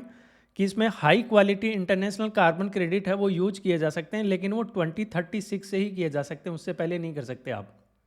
और इनको कैप किया गया है कि 5% से ज़्यादा आप यूज़ नहीं कर सकते 1990 के एमिशन के लेवल पर। यानी कि जो आप 90% का कट आप जो है अचीव कर रहे हैं, इसमें से 85% आपको डोमेस्टिकली ही अचीव करना पड़ेगा, जेन्युइनली आपके ही एरिया में हो, आपकी ही कंट्री में हो। 5% का आपको फ्लेक्सिबिलिटी मिल सकती है कि वो कहीं और आपने जो है क्रेडिट के थ्रू उसको आप इसको डॉक्यूमेंट कर सकते हैं। तो 90% में 85% डोमेस्टिकली होगा। तो ये तो बहुत ही ज़्यादा स्ट्रिक्ट और अगर देखें तो प्रोग्रेसिव टारगेट यहाँ पर रखे गए हैं। फाइन। कार्बन रिमूवल की बात की गई है कि जो भी कार्बन रिमूवल के प्रोसेस हैं, कार्बन कैप्चर और नेचुरल सिंक के, उनको EU के एमिशन ट्रेडिंग सिस्टम में काउंट किया जाएगा। फाइन। और साथ ही साथ ये कहा गया है कि जो यूरोपियन यूनियन का एमिशन ट्रेडिंग सिस्टम 2 है उसको भी डिले किया गया है, उसको 2027 में यहाँ पर एक्चुअल में इम्प्लीमेंटेशन में लाना था, लेकिन अब कहा गया है कि 2028 में इम्प्लीमेंटेशन में आएगा। फाइन। तो मैकेनिज्म रिव्यू करने का भी प्रोसेस है कि इस दौरान जो भी आपकी मैकेनिज्म है उसको आप इसमें जो है रिव्यू किया जाएगा, रेगुलर असेसमेंट किया जाएगा कि आपकी कॉम्पिटिटिवनेस का, एनर्जी प्राइसेस का, नेट रिमूवल, ये सब चीज़ें। तो इसके लिए जो है यूरोपियन यूनियन ने कहा है कि इसके लिए एक जो है जो आपका कमीशन है यू की तरफ से, वो इसको पूरा जो है प्रोग्रेस को देखेगा और रिव्यू करेगा। फाइन। तो क्यों मैटर करता है? ऑब्वियसली क्लाइमेट न्यूट्रलिटी, ईयू का अपना खुद का टारगेट है कि 2050 तक नेट जीरो गोल अचीव करना है। अगर यूरोपियन यूनियन अचीव करता है, यूएस करता है, तो ये बहुत बड़ा इम्प्रूवमेंट देखने को मिलेगा। फाइन। सिमिलरली फिर चाइना भी एफर्ट करेगा। इंडिया ने अपना टारगेट रखा हुआ है 2070 का। फाइन। तो जब मेजर कंट्रीज अचीव करेंगी तो अक्रॉस द ग्लोब जो है इसका बहुत बड़ा इम्पैक्ट होगा। फाइन। ग्लोबल लीडरशिप की बात करें तो इसके तौर पर ईयू को देखा जा सकता है, क्योंकि इतना जो आप देखें इतना बड़े टारगेट्स किसी और कंट्री ने तो अभी तक जो है रखे नहीं है जिस तरीके के ईयू ने रखे हैं। फाइन। इकोनॉमिक सर्टेनिटी भी देखने को मिलेगी इसकी वजह से, क्योंकि इकोनॉमी में फिर उसी तरीके के डिसीजंस लिए जाएंगे। इन्वेस्टर्स को लॉन्ग टर्म की क्लैरिटी होगी, इंडस्ट्रीज़ को इस बात की जो है अपनी प्लानिंग करने में हेल्प मिलेगी। फाइन। और सोशल फेयरनेस भी यहाँ पर देखने को मिलेगी। फाइन।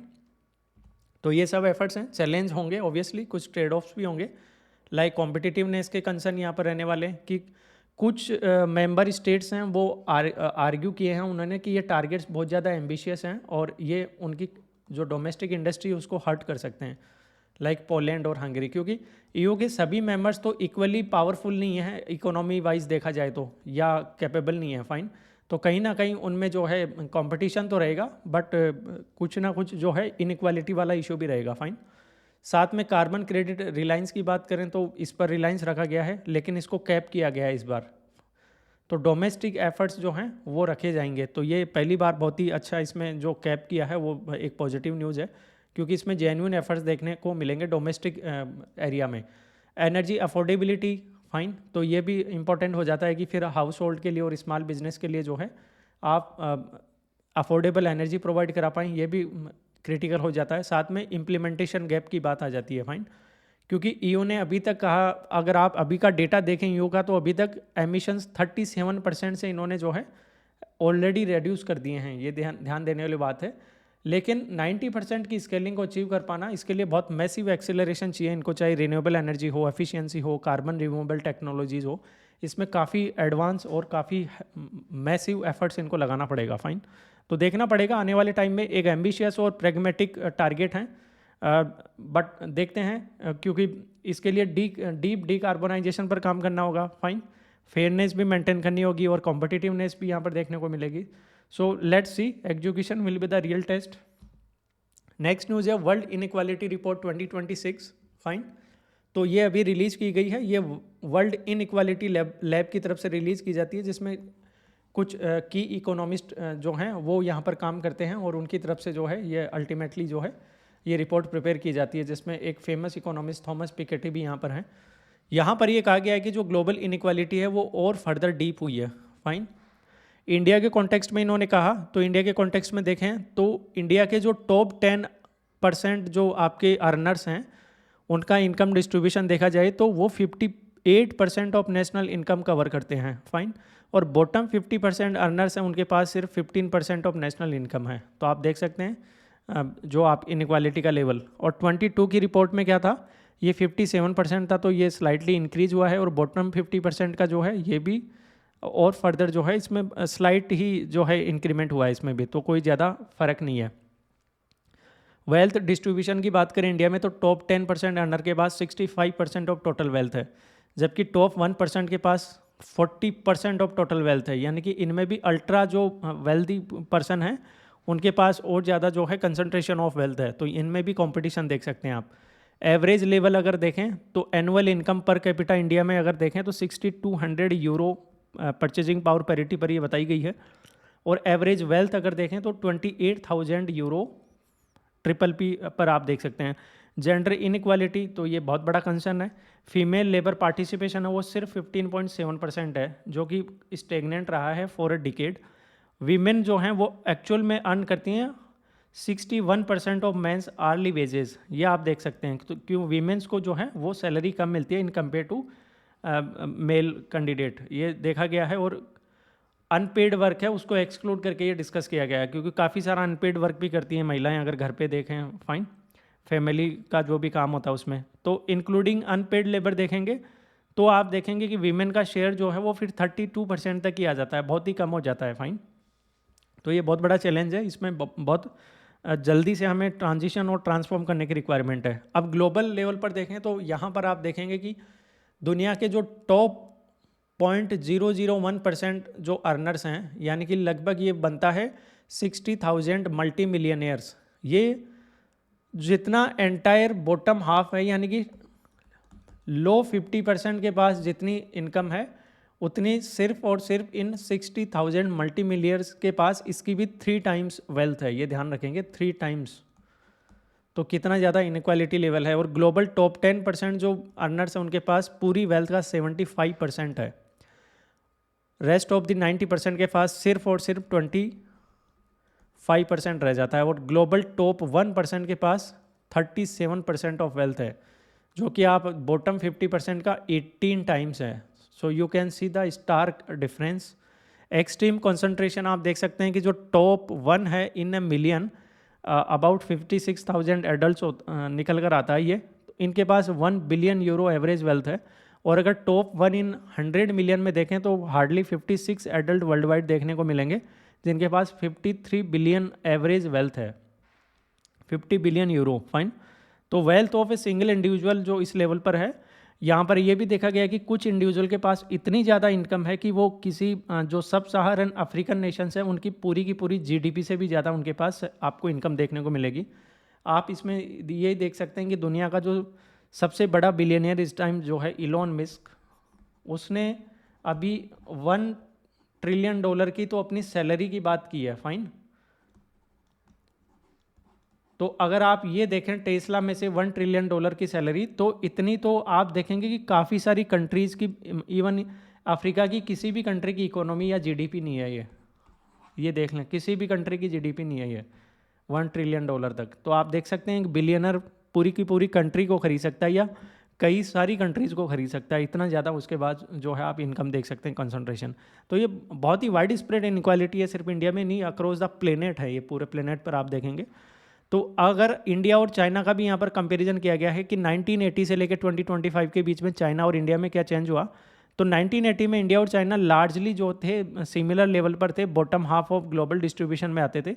लेकिन 2025 आज के टाइम देखें तो चाइना बहुत ट्रांसफॉर्म हो गया है, अपवर्ड मोबिलिटी है वो बहुत ही सिग्निफिकेंट देखने को मिली है चाइना में। और ये कहीं ना कहीं अब मिडल 40% और अपर मिडल सेगमेंट में आ गया है चाइना की पॉपुलेशन अगर देखें तो ओवरऑल। लेकिन इंडिया अभी भी वहीं पर है कंपेरेटिवली, उसी बॉटम हाफ जो है उसी कैटेगरी में most of the population India की वहीं पर है। सब सहारन अफ्रीका की बात करें तो वो तो ऑब्वियसली लोवेस्ट परसेंटाइल पर आपको देखने को मिलेंगी। क्लाइमेट एंड इनइक्वालिटी के कॉन्टेक्स्ट में देखें तो देखिए इनइक्वालिटी का इम्पैक्ट आपको कार्बन में, ये कार्बन एमिशन को लेकर भी देखने को मिलेगा। कार्बन एमिशंस बाय ओनरशिप अगर देखें तो जो बॉटम 50% है वो 3% ही एमिट करते हैं, जबकि टॉप 10% है वो 77% ऑफ एमिशन जो हैं वो यहाँ पर करते हैं। और टॉप 1% देखेंगे तो वो अकेले दुनिया का 40% से ज़्यादा एमिशन वो करते हैं। तो आप देख सकते हैं इसमें कि क्लाइमेट क्राइसिस जो है वो भी पूरी तरीके से उसका डायरेक्ट लिंक आप देखेंगे वेल्थ इनइक्वालिटी के साथ में। तो कहीं ना कहीं सबसे ज़्यादा रेस्पॉन्सिबल जो हैं वो ये टॉप अर्नर्स हैं, दुनिया के जो वेल्दीएस्ट पर्सनस हैं, क्योंकि उनके पास ऑब्वियसली हाई काफ़ी सारा बिजनेस है, काफ़ी सारी इंडस्ट्रीज़ हैं, उनमें एमिशंस भी होते हैं, तो ऑब्वियसली उनके पास रेस्पॉन्सिबिलिटीज़ भी ज़्यादा होंगी, तो एमिशंस भी ज़्यादा होंगे उनके, फाइन। पॉलिसी रिकमेंडेशन क्या है, तो यहाँ पर रिपोर्ट में कहा गया है कि टैक्सेशन को इम्प्रूव करने की रिक्वायरमेंट है। अभी हम रिग्रेसिव टैक्सेशन पर जा रहे हैं कि जो बिलियनर्स हैं या सेंटी मिलियनर्स हैं उनको प्रोपोर्शनली कम टैक्स पे करना पड़ रहा है, जबकि होना उल्टा चाहिए, प्रोपोर्शनली हाई टैक्सेस पे करनी चाहिए, फाइन। तो यहाँ पर ये कहा गया है कि प्रोग्रेसिव टैक्सेशन लेकर आना चाहिए हमें, ताकि जो ये टैक्सेशन से जो पैसा आएगा उसको फिर हम मोबिलाइज कर सकें या रीडिस्ट्रीब्यूट कर सकें एजुकेशन में, हेल्थ केयर में, क्लाइमेट एक्शन में, न्यूट्रिशन को लेकर, चाइल्ड केयर को लेकर हाई क्वालिटी स्कूलिंग करवा सकें, fine. Free education, free health care, ये सब। तो पब्लिक इन्वेस्टमेंट में जो है ये पैसा लगाना चाहिए प्रोग्रेसिव टैक्सेशन के थ्रू। फर्दर कैश ट्रांसफ़र हो सकते हैं, pension, unemployment benefits, targeted support हो सकता है वुलनरेबल हाउस होल्ड्स के लिए। तो ये सब जो हैं आप स्कीम्स में जो है इसको रीडिस्ट्रीब्यूट कर सकते हैं, जिसकी बिल्कुल इमेंस रिक्वायरमेंट भी है, क्योंकि अल्टीमेट गोल हमारा होना चाहिए कि जो अर्ली लाइफ डिस्पैरिटीज़ हैं उनको रिड्यूस किया जाए। यानी कि जो पुअर फैमिलीज़ के किड्स हैं उनको अर्ली लाइफ में जो है, जो वेल्दी फैमिलीज़ के किड्स हैं उनके इक्वल फैसिलिटीज़ मिले, उनके इक्वल एजुकेशन मिले, हेल्थ केयर मिले, ताकि उनको इक्वल अपॉर्चुनिटी मिल सके अल्टीमेटली। फाइन, ये हमारा जो है अल्टीमेट एम यहाँ पर होना चाहिए। फर्दर टेक अवे यही है इसमें कि अगर हम देखें तो इंडिया की इनक्वालिटीज़ भी दुनिया में अगर देखें तो one of the highest inequality India में देखी जाती है। प्रोग्रेसिव टैक्सेशन पर फोकस करना चाहिए, रिडिस्ट्रीब्यूटिव स्कीम पर करना चाहिए, क्लाइमेट कॉन्शियस पॉलिसीज़ होनी चाहिए जो कि एसेंशियल हैं ultimately to rebalance our economy and societies. Okay, अब देखते हैं next news, Macaulay mindset debate and the role of English. तो यहाँ पर क्या हुआ कि अभी पीएम का स्पीच आया था कि आने वाले 10 ईयर के अंडर हमें जो है मैकाले माइंडसेट के बाहर आने की रिक्वायरमेंट है, क्योंकि 1935 में आप देखेंगे तो मैकाले के 100 ईयर्स कंप्लीट होते हुए, 200 ईयर्स कंप्लीट होते हुए देखेंगे 2035 में। ठीक है, तो 1835 में आप देखेंगे माइन्यूट ऑन इंडियन एजुकेशन आया था, जो एक्चुअल में थॉमस बेबिंगटन मैकाले की तरफ से था। और यहाँ पर क्या था, ये मैकाले की तरफ से इंग्लिश एजुकेशन को यहाँ पर प्रमोट करने को लेकर ये बेसिकली था इंडिया में। और इन्होंने ये खुद मैकाले ने कहा था कि मैं चाहता हूँ कि I would like to create a class of persons Indian in blood and colour, fine, but English in taste, opinion, in morals and in intellect. तो कहीं ना कहीं वो अपने लिए चाहते थे ताकि ये एक्चुअल में क्या हो कि ब्रिटिश एम्पायर को जो है यहाँ पर और ज़्यादा सर्वाइव करने के लिए, प्रॉस्पेरस और ज़्यादा प्रोडक्टिव बनाने के लिए जो है इनको ये चाहते थे कि इंडियंस इंग्लिश जब सीखेंगे तो वो कहीं ना कहीं एक अच्छे क्लर्क के तौर पर काम करेंगे या कोलाबरेटर के तौर पर, कि लोअर लेवल पर ऑफिस में काम कर रहे हैं, जॉब कर रहे हैं, तो कहीं ना कहीं पूरा का पूरा बिजनेस एडमिनिस्ट्रेशन है उसको हेल्प मिलेगी। फाइन, तो ये पर्पज़ को लेकर इन्होंने ये चाहते थे कि ठीक है आप इंडियन रहो बाई बर्थ, ब्लड और कलर, लेकिन इंग्लिश आपको बना दिया जाएगा, टेस्ट हो या आपकी ओपिनियन हो, मॉरल्स हो या इंटेलेक्ट हो। फाइन, और इन्होंने यहाँ तक भी ये कहा था कि जो हमारी इंडियन लर्निंग है उस जो इतनी ओल्ड एंशियंट टाइम से चली आ रही है उसको भी डिसमिस करते हुए ये कहा था। इवन मैकाले ने तो ये तक कह दिया था कि a single shelf of a good European library was worth the whole native literature of India and Arabia, कि पूरे इंडिया और अरेबिया की जितनी लिटरेचर है उसके इक्विवेलेंट तो मेरे लाइब्रेरी या एक अच्छी यूरोपियन लाइब्रेरी की एक शेल्फ में रखी जितनी आपकी लिटरेचरी बुक हैं वो एक एनफ है। तो आप देख सकते हैं कितना बड़ा ये जो है, एक तरीके से देखें तो एक एटीट्यूड, ईगो देख सकते हैं उस टाइम का ब्रिटिशर्स का, और इंडिया के कंटेक्स्ट में, इंडिया की जो लर्निंग है लिटरेचर उसके कंटेक्स्ट में किस तरीके का इनका उस टाइम की कह सकते हैं कि थॉट प्रोसेस हुआ करता था। फाइन, लेकिन आयरनी देखिए फिर इसकी, ठीक है इन्होंने इंग्लिश को प्रमोट किया, इंग्लिश एडुकेटेड इंडियंस की एक क्लास भी डेवलप हुई, लेकिन आगे जाकर ये इंग्लिश एडुकेटेड क्लास बाद में इंडियन नेशनलिज्म की लीडर बनी, और अल्टीमेटली इन्होंने फिर जो है इंडिया को इंडिपेंडेंट करवाने में सबसे बड़ा जो है इनका कंट्रीब्यूशन देखा जाता है। या एक तरीके से देखें तो ब्रिटिशर्स को इंडिया से बाहर खदेड़ने में सबसे बड़ा रोल इन्हीं का रहा। तो इन्होंने जो डेवलप तो किया था, ये चाहते थे कि ब्लड और कलर से ही रहेंगे, लेकिन ऐसा नहीं हो सकता, वो प्योर इंडियन ही रहे। फाइन, चाहे इंटेलेक्ट की बात हो, ओपिनियन की बात हो, मॉरल्स की बात हो, टेस्ट की बात हो, तो कहीं ना कहीं इसको अचीव नहीं कर पाया मैकाले। इस पर आप जो है GS1 में क्वेश्चन एक्सपेक्ट कर सकते हैं कि क्या मैकाले ने जो चाहता था क्या वो किस हद तक अचीव कर पाया, या ब्रिटिश एडमिनिस्ट्रेशन जो अपने इंटरेस्ट थे वो किस हद तक फुलफिल कर पाया, या फिर ये हो सकता है कि मैकाले का जो अल्टीमेट एम था वो तो अचीव नहीं हुआ, लेकिन कहीं ना कहीं ब्रिटिशर्स के ही अगेंस्ट या फ्रीडम नेशनल मूवमेंट में मैकाले माइन्यूट के पॉजिटिव और नेगेटिव इम्पैक्ट क्या हुए, ये आपसे पूछा जा सकता है। फाइन, अब इंडिपेंडेंट इंडिया में इंग्लिश आज के टाइम अगर देखें तो एक एपिस्टेमिक लेगेसी रही है। कैसे? वेस्टर्न नॉलेज को हमने एक प्रिविलेज्ड मान लिया, इंडियन ट्रेडिशन को हम साइडलाइन करते चले गए और इंग्लिश मीडियम की तरफ हम फोकस करते चले गए। तो हमारी जो लिटरेचर थी वो भी हमने कहीं ना कहीं एक्सपोज नहीं की हमारे स्टूडेंट को लेकर। अब यहाँ पर शेक्सपियर में हमारा ज़्यादा इंटरेस्ट होने लगा, लेकिन कालिदास को इग्नोर करने लगे।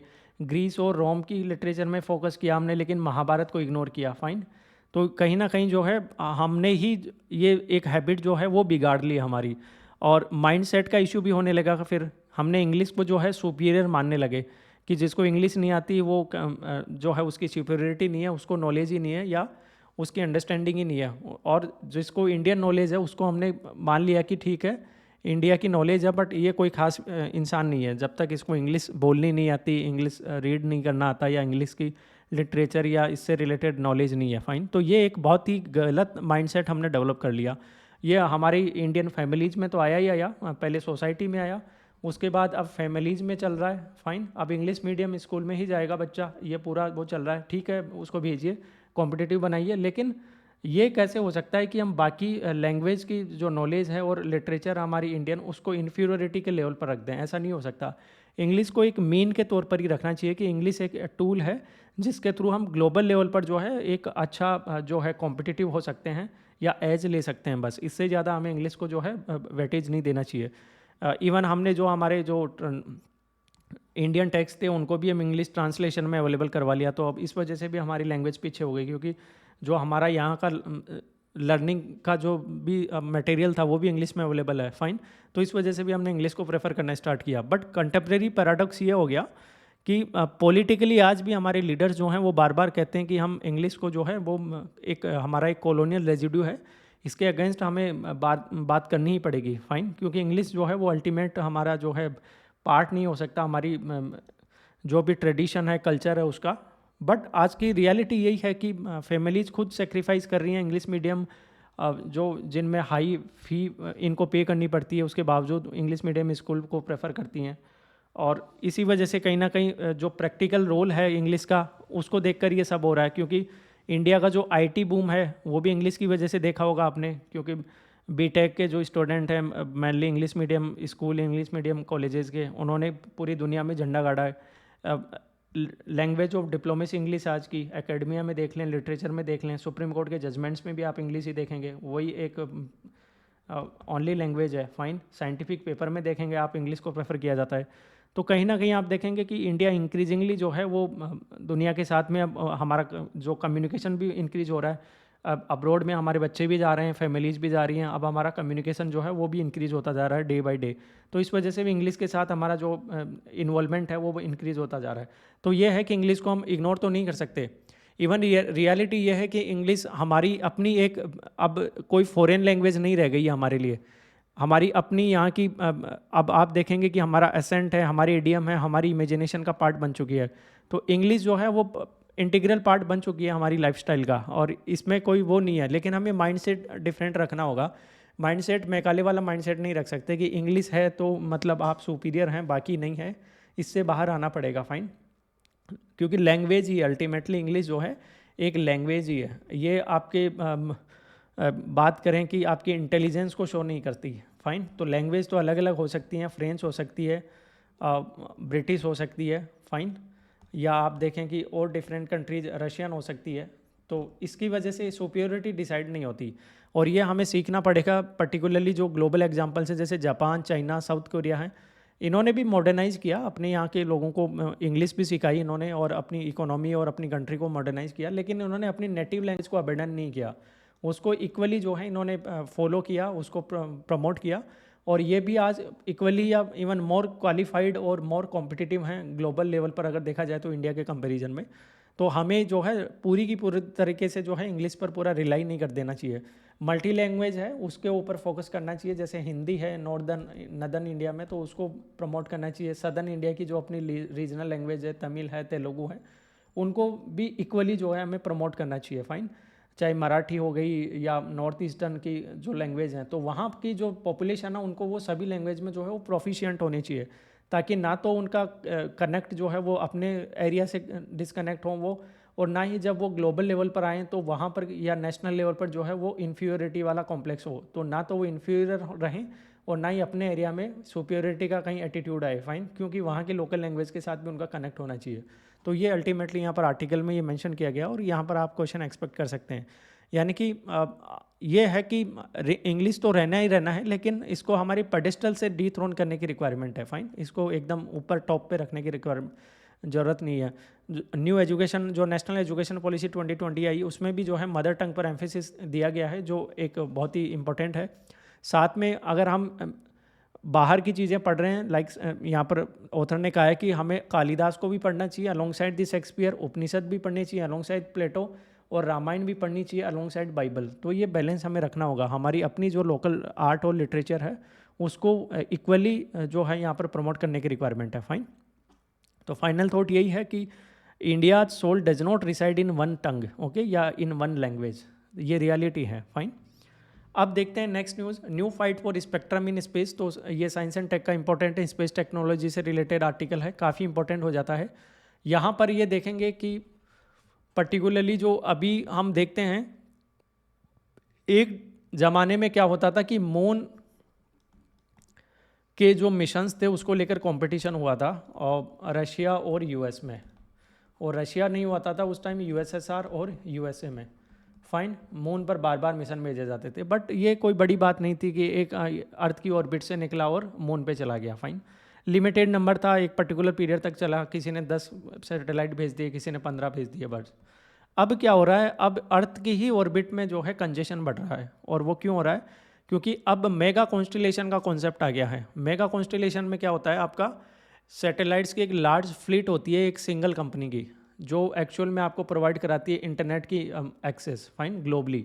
जैसे मान लीजिए कि स्टारलिंक है, स्टारलिंक को अभी पूरी दुनिया में अपनी जो है एक्सेस करवानी है इंटरनेट, तो ये लो अर्थ ऑर्बिट में भी लोअर लेवल पर नीचे की तरफ अर्थ के काफ़ी नज़दीक रहे, उस एरिया में अपने सैटेलाइट्स रखेगी पर्टिकुलर एरिया में जो उसको कवर करते होंगे। बट यहाँ पर क्या होता है कि एक लिमिटेड एरिया को ये सैटेलाइट कवर कर पाएगा और उसी में कनेक्टिविटी प्रोवाइड करा पाएगा, उसके बाहर नहीं होगा। जैसे मान लीजिए कि इंडिया के कॉन्टेक्स्ट में अगर एग्जांपल के तौर पर बात करें तो नदर्न जो हमारा नॉर्थ ईस्ट एरिया है, तो यहाँ पर मान लीजिए कि मणिपुर में अगर कोई सैटेलाइट है तो वो हार्डली मणिपुर, मिजोरम, नागालैंड के आसपास करवा पाएगा, वो असम में भी नहीं आएगी उसकी कनेक्टिविटी, या कहें कि म्यांमार की बॉर्डर तक हो सकता है, उसके बाहर भी नहीं जाएगी। तो फिर फर्दर वहाँ के लिए आपको और सैटेलाइट चाहिए होगा, या मणिपुर में भी जो है पूरे मणिपुर में ना प्रोवाइड करा पाए, मान लीजिए मणिपुर में 3-4 सैटेलाइट लगाने पड़ गए स्टारलिंक को वहाँ पर कनेक्टिविटी के लिए, फिर अरुणाचल में लगाने पड़ गए। ऐसे इंडिया के कितने सारे स्टेट हैं, तो पूरे पैन इंडिया अगर आपको जाना पड़े तो मान लीजिए कि फॉर एग्जांपल 100 सैटेलाइट पूरे एक कंट्री इंडिया के लिए लग गए। फाइन, ऐसे आपको चाइना के लिए मान लीजिए कि 200 या 300 के आसपास सैटेलाइट लगाने पड़ गए। फिर आप रशिया के लिए देखेंगे, फिर यूरोप के लिए मान लीजिए कि आपको 1000 के अराउंड सैटेलाइट। तो एक बहुत बड़ा सैटेलाइट्स का एक पूरा ग्रुप लगाना पड़ गया सिर्फ एक कंपनी को कनेक्टिविटी प्रोवाइड कराने के लिए। तो ये सैटेलाइट होंगे कहाँ, अर्थ के अराउंड ऑर्बिट में ही होंगे। तो ऑर्बिट तो लिमिटेड है अर्थ के आसपास, वो तो एक नेचुरल रिसोर्स की तरह हम इसको जो है ट्रीट कर सकते हैं। वो natural resources we know that they are limited in availability, तो ऑर्बिट भी एक लिमिटेड एरिया ही है। फाइन, तो इसमें ऐसा तो नहीं हो सकता ना कि अनलिमिटेड है, आप जितने चाहे सैटेलाइट इसमें जो है प्लेस कर दें। फाइन, तो ये तो बहुत बड़ा चैलेंज होने वाला है फिर, क्योंकि थाउजेंड्स ऑफ सैटेलाइट एक कंपनी वहाँ पर प्लेस कर रही है, और यहाँ पर काफ़ी सारी कंपनीज़ के बीच में कंपटीशन होगा, मल्टीनेशनल कंपनीज होगी अलग अलग कंट्रीज़ की, तो वो अवेलेबिलिटी करवाना चाहेंगी। और ये ज़रूरी भी है, क्योंकि ऐसा नहीं है कि फॉरेन कंपनी पर जो है किसी कंट्री का कम्युनिकेशन पूरी तरह से रिलाई करे, क्योंकि डिजिटल सॉवरेनिटी और नेशनल सिक्योरिटी दोनों के ही पॉइंट ऑफ व्यू से क्या होगा कि आने वाले टाइम में कंट्रीज़ अपना खुद का मेगा कॉन्स्टिलेशन डेवलप करेगी, या तो प्राइवेट सेक्टर उसका अपनी कंट्री का होगा या उसकी अपनी स्पेस एजेंसी की तरफ से डेवलप किया जाएगा। जैसे इसरो, ये आज के टाइम मेगा कॉन्स्टिलेशन नहीं है, लेकिन आने वाले टाइम में इसरो भी ऐसा प्लान करेगा। फाइन, तो फिर इसको भी अपने सैटेलाइट्स सिमिलर ऑर्बिट में जो है वहाँ पर प्लेस करने होंगे, तो उनके लिए भी स्पेस चाहिए होगा। फाइन, तो ये एक बहुत बड़ा चैलेंज है, तो इसको कहीं ना कहीं रेगुलेट करने की रिक्वायरमेंट है, इसके कॉन्टेक्स्ट में आर्टिकल है।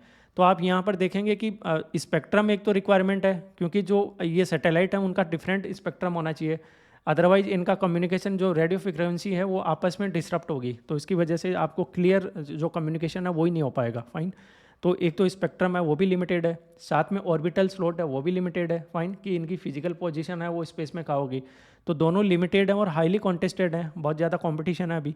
तो अगर की बैंड, अगर टेक्निकली थोड़ा आप स्पेक्ट्रम बेसिक्स को देखें तो यहाँ पर 3 तरीके के बैंड्स को यहाँ पर जो है देखा जाता है। एक KU बैंड है, एक KA बैंड है और एक L बैंड है। L बैंड जो है वो GPS में यूज होता है 1 to 2 गीगाहर्ट्ज़, तो ये भी ध्यान रखेंगे आप।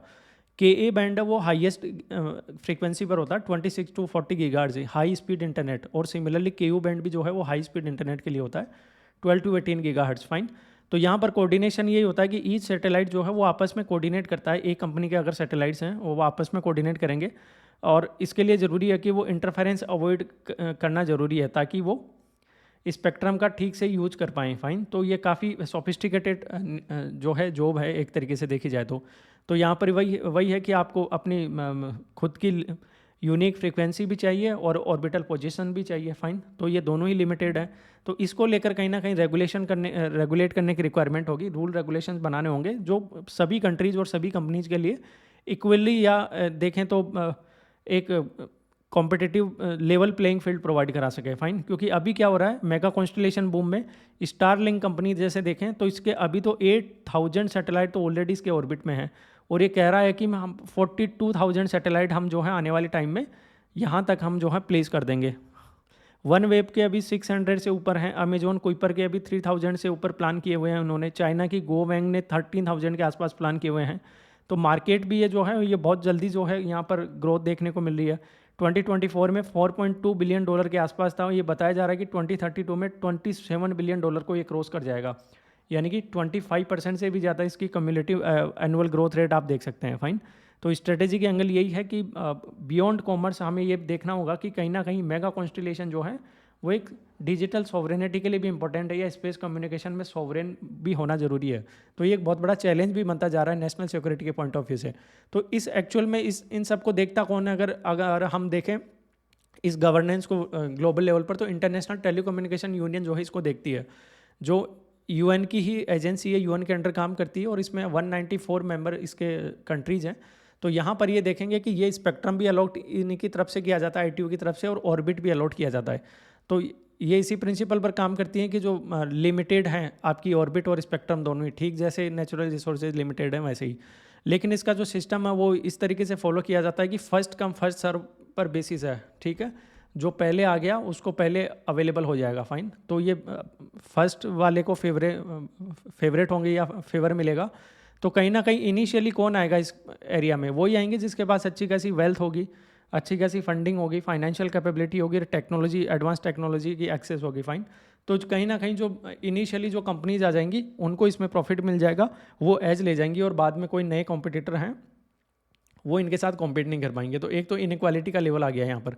दूसरा, आईटीयू की अभी वर्ल्ड रेडियो कम्युनिकेशन कॉन्फ्रेंस 2023 हुई थी, उसमें कुछ रिफॉर्म्स यहाँ पर जो है इंट्रोड्यूस किए गए थे। लाइक रिजोल्यूशन एक्ट में ये कहा गया कि जो भी ऑपरेटर हैं उनको अगर वो डेविएट करते हैं अपने सैटेलाइट्स को, तो उन्हें उनके लिए मस्ट है कि वो नोटिफाई करें, ताकि एक ही कंपनी जो है वो ऐसा ना हो कि कोई एक ऑर्बिट तो उसने क्लेम कर रखा हो और डिप्लॉय कहीं और कर दिया हो। फाइन, तो ऐसी ना हो, ताकि स्पेस अवेलेबल हो बाकी कंपनीज के लिए। दूसरा, इसमें कहा गया था कि डेप्लॉयमेंट रूल रखा गया था, अगर आप मेगा कॉन्स्टलेशन लॉन्च कर रही है कोई कंपनी, यानी कि नंबर ऑफ सैटेलाइट्स लॉन्च कर रही है, उसने प्लान किया हुआ है मेगा कॉन्स्टलेशन के लिए, तो उसके लिए डेप्लॉयमेंट रूल ये है कि वो कंपनी आने वाले 2 ईयर के अंदर अंदर एटलीस्ट 10% सैटेलाइट्स पूरे मेगा कॉन्स्टलेशन के डिप्लॉय कर दे, और नेक्स्ट 5 ईयर्स तक, या 2 ईयर के अंदर 10% और 5 ईयर में 50% उसके सैटेलाइट्स आ जाने चाहिए ऑर्बिट में, और 7 ईयर्स में उसको पूरा कॉन्स्टलेशन कंप्लीट करना होगा। तो ये ध्यान रखेंगे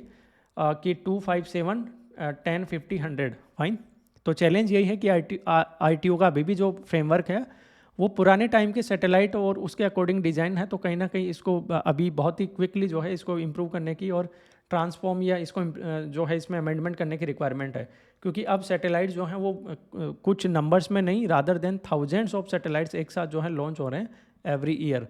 अब यहाँ पर डिजिटल डिवाइड है, ये एक बहुत बड़ी कंट्रोवर्सी आ जाती है यहाँ पर, क्योंकि अभी अगर हम देखें ग्लोबल कनेक्टिविटी इंडेक्स, तो स्विट्ज़रलैंड का है 34.41 और इंडिया का स्टार्क डिफरेंस है, बिलो 9 है।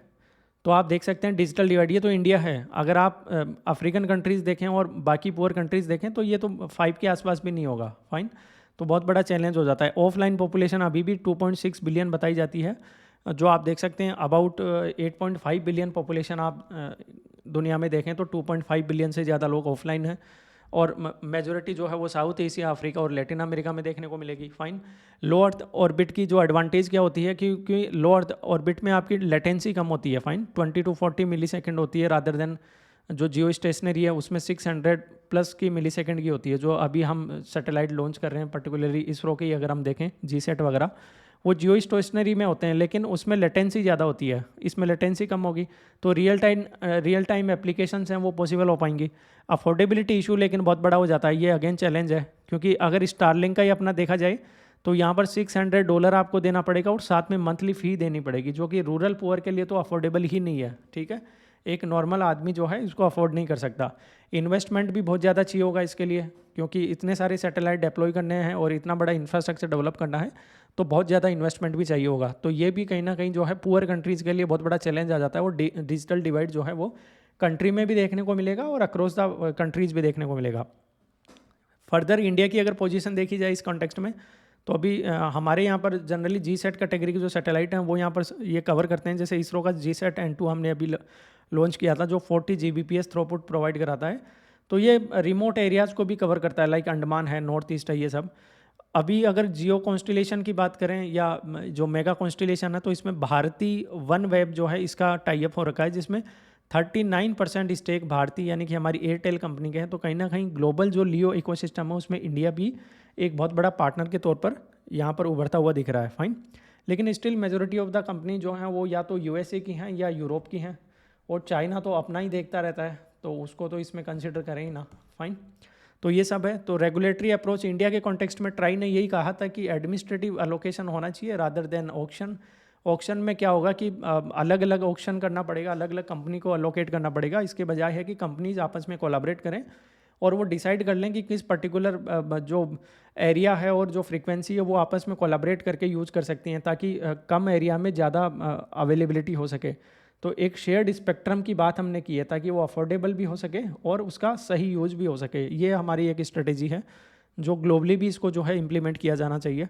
टेंशन यही है कि ऑब्वियसली फैसिलिटीज़ हमें जैसे सब्सिडी देनी होगी, यूनिवर्सल सर्विस मैंडेट करना होगा, क्योंकि ना तो ये सैटेलाइट ब्रॉडबैंड की जो कॉस्ट हाई है, तो फिर आप देखेंगे कि रूरल एरियाज़ में इसकी अवेलेबिलिटी नहीं हो पाएगी, तो फिर डिजिटल डिवाइड होगा। और वो अब तो हम जो है बिल्कुल भी, यानी कि एक उभरता हुआ कंट्री है, एक इमर्जिंग इकोनॉमी है, वो इस बात को बिल्कुल भी जो है कहें कि ये अनएक्सपेक्टेड होगा कि अब भी हम उस डिजिटल डिवाइड वाली सिचुएशन में चलें जो लास्ट डिकेड में हमने देखी है। फाइन, फर्दर सस्टेनेबिलिटी और डेब्रिज की बात करें तो अभी प्रोजेक्टेड लॉन्च हम देख सकते हैं कि 2030 तक बताया जाता है कि 50,000 प्लस नए सैटेलाइट्स लॉन्च कर दिए जाएंगे। कितना लार्ज आप नंबर देख सकते हैं, यानी कि इतने सैटेलाइट्स तो अब तक पूरे लॉन्च किए नहीं गए होंगे पूरी दुनिया में, अगर देखे जाएं सभी स्पेस टेक की तरफ से। उससे ज़्यादा तो आप देखेंगे कि आने वाले 5 ईयर्स में आ जाएंगे। फाइन, करंट ऑर्बिट में भी अगर देखें तो 40,000 के आसपास ऑब्जेक्ट ट्रेक किए गए हैं और 27,000 डेब्री पीस मिले हैं, जो कि 10 सेंटीमीटर से अबाउ की साइज़ के हैं। फाइन, और ITU R74 जो 2023 है उसमें कहा गया था कि हमें डी ऑर्बिट करना पड़ेगा 25 ईयर्स के विद इन जो भी आपकी डेब्रीज हैं लार्जर साइज़ की। फाइन, अदरवाइज़ यहाँ पर जो है बहुत ज़्यादा कंजेशन हो जाएगा। और कंप्लाइंस गैप अगर देखें तो सिर्फ और सिर्फ 70% ऑपरेटर्स इसको लेकर जो है कंप्लाई कर रहे हैं, यानी कि आपने अपना लॉन्च किया है सैटेलाइट तो 25 ईयर के बाद आपको डी ऑर्बिट करना पड़ेगा, कंपनी की ये रेस्पॉन्सिबिलिटी होगी, लेकिन इसको कंप्लाई नहीं कर रही हैं कंपनीज। फाइन, तो ये एक बहुत बड़ा चैलेंज है।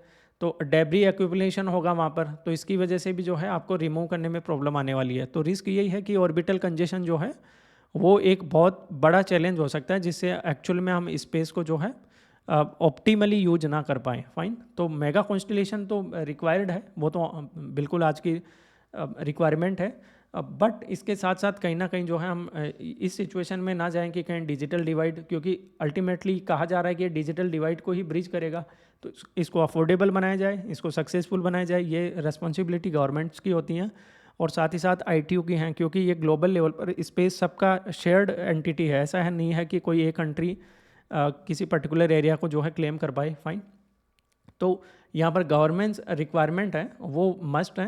ITU WRC में जैसे हमने इम्प्रूवमेंट देखा, इसमें फर्दर और रिफॉर्म्स की रिक्वायरमेंट है। फाइन, इसके बाद नेक्स्ट है India can replicate it's DPI success in artificial intelligence. काफ़ी इंपॉर्टेंट न्यूज़ है। तो जैसे DPI में हमने देखा, जैसे मोबाइल नेटवर्क आज के टाइम जैसे काफ़ी सस्ते लेवल पर हमने जो है मोबाइल डेटा अवेलेबल करवाया और मिलियंस ऑफ लोगों के पास जो है कनेक्टिविटी पहुंची, इंटरनेट पहुंचा। सिमिलरली आधार है हमारा, तो इससे डिजिटल आइडेंटिटी मिल पाई कंट्री में। UPI है, ये पूरी दुनिया में सबसे सक्सेसफुल आप देखेंगे कि पेमेंट प्लेटफॉर्म बना हुआ आज के टाइम में, और 55% से भी ज़्यादा दुनिया के डिजिटल पेमेंट अकेला यूपीआई करता है पूरी दुनिया में अगर कंपेयर किया जाए तो ठीक ऐसी जो इतनी बड़ी सक्सेस हमने यहाँ पर डिजिटल पब्लिक इंफ्रा के लेवल पर हमने देखी है, तो यहाँ पर यही है कि आर्टिफिशियल इंटेलिजेंस के पर्टिकुलर एरिया में भी ये अचीव कर सकते हैं हम, फाइन।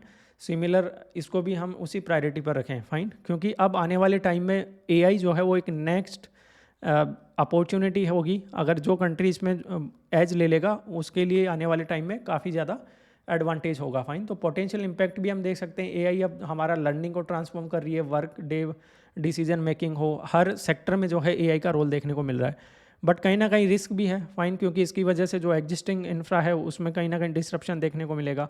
पर्टिकुलरली हमारा जो सर्विस सेक्टर उसमें काफ़ी कुछ चेंजेस देखने को मिलेंगे। जो एग्जिस्टिंग जॉब्स हैं वो जा सकती हैं, मिलियंस ऑफ लोग जो ये जॉब्स कर रहे हैं उनकी नौकरियां जा सकती हैं, फाइन।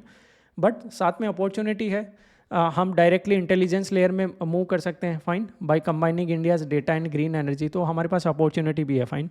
तो अल्टीमेटली हमारा गोल यही होना चाहिए कि हमें दुनिया का मोस्ट इंक्लूसिव एआई इकोनॉमी बनाना चाहिए इंडिया को, फाइन। और ये हम अचीव कर सकते हैं। जब डीपीआई में हमने इतना सब अचीव किया है तो एआई में तो बिल्कुल कर सकते हैं। हमारे पास काफ़ी एडवांटेज है।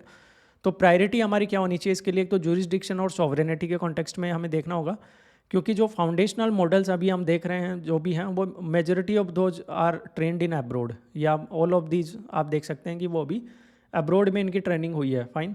तो कहीं ना कहीं इसके ऊपर हम प्रॉपर जो है रेगुलेशन भी नहीं ले सकते कि डेटा यूज हुआ, एल्गोरिदम हुआ, अकाउंटेबिलिटी हुई, ये सब यहाँ पर जो है इसको चैलेंज नहीं किया जा सकता, या कहें कि इसको ठीक से यहाँ पर जो है रेगुलेट नहीं किया जा सकता। तो इसके लिए ज़रूरी है कि हम यहीं पर ट्रेन करें, यहीं पर होस्ट करें, और विद इन इंडिया हम जो है एआई सिस्टम डेवलप करें और फिर उसको यहीं पर रेगुलेट कर सकते हैं, फाइन।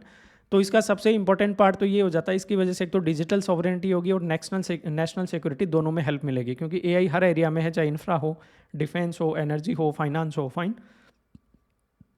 साथ में हमें डिस्टिंक्ट अप्रोच फॉलो करनी होगी, ना ही तो हमें वेस्टर्न कॉरपोरेट ओनरशिप पर जाना होगा, ना ही चाइनीज स्टेट सेंट्रलाइजेशन की, ना तो पूरा का पूरा गवर्नमेंट इसको सेंट्रलाइज कर ले, अपने ही अंडर ले ले, ना ही कॉरपोरेट की तरफ पूरा का पूरा प्राइवेट सेक्टर को दे दिया जाए। दोनों को ही नहीं, बीच का रास्ता निकालना होगा हमें, ठीक है। तो उसी से हम जो है ये इंक्लूसिव एआई बना पाएंगे, फाइन।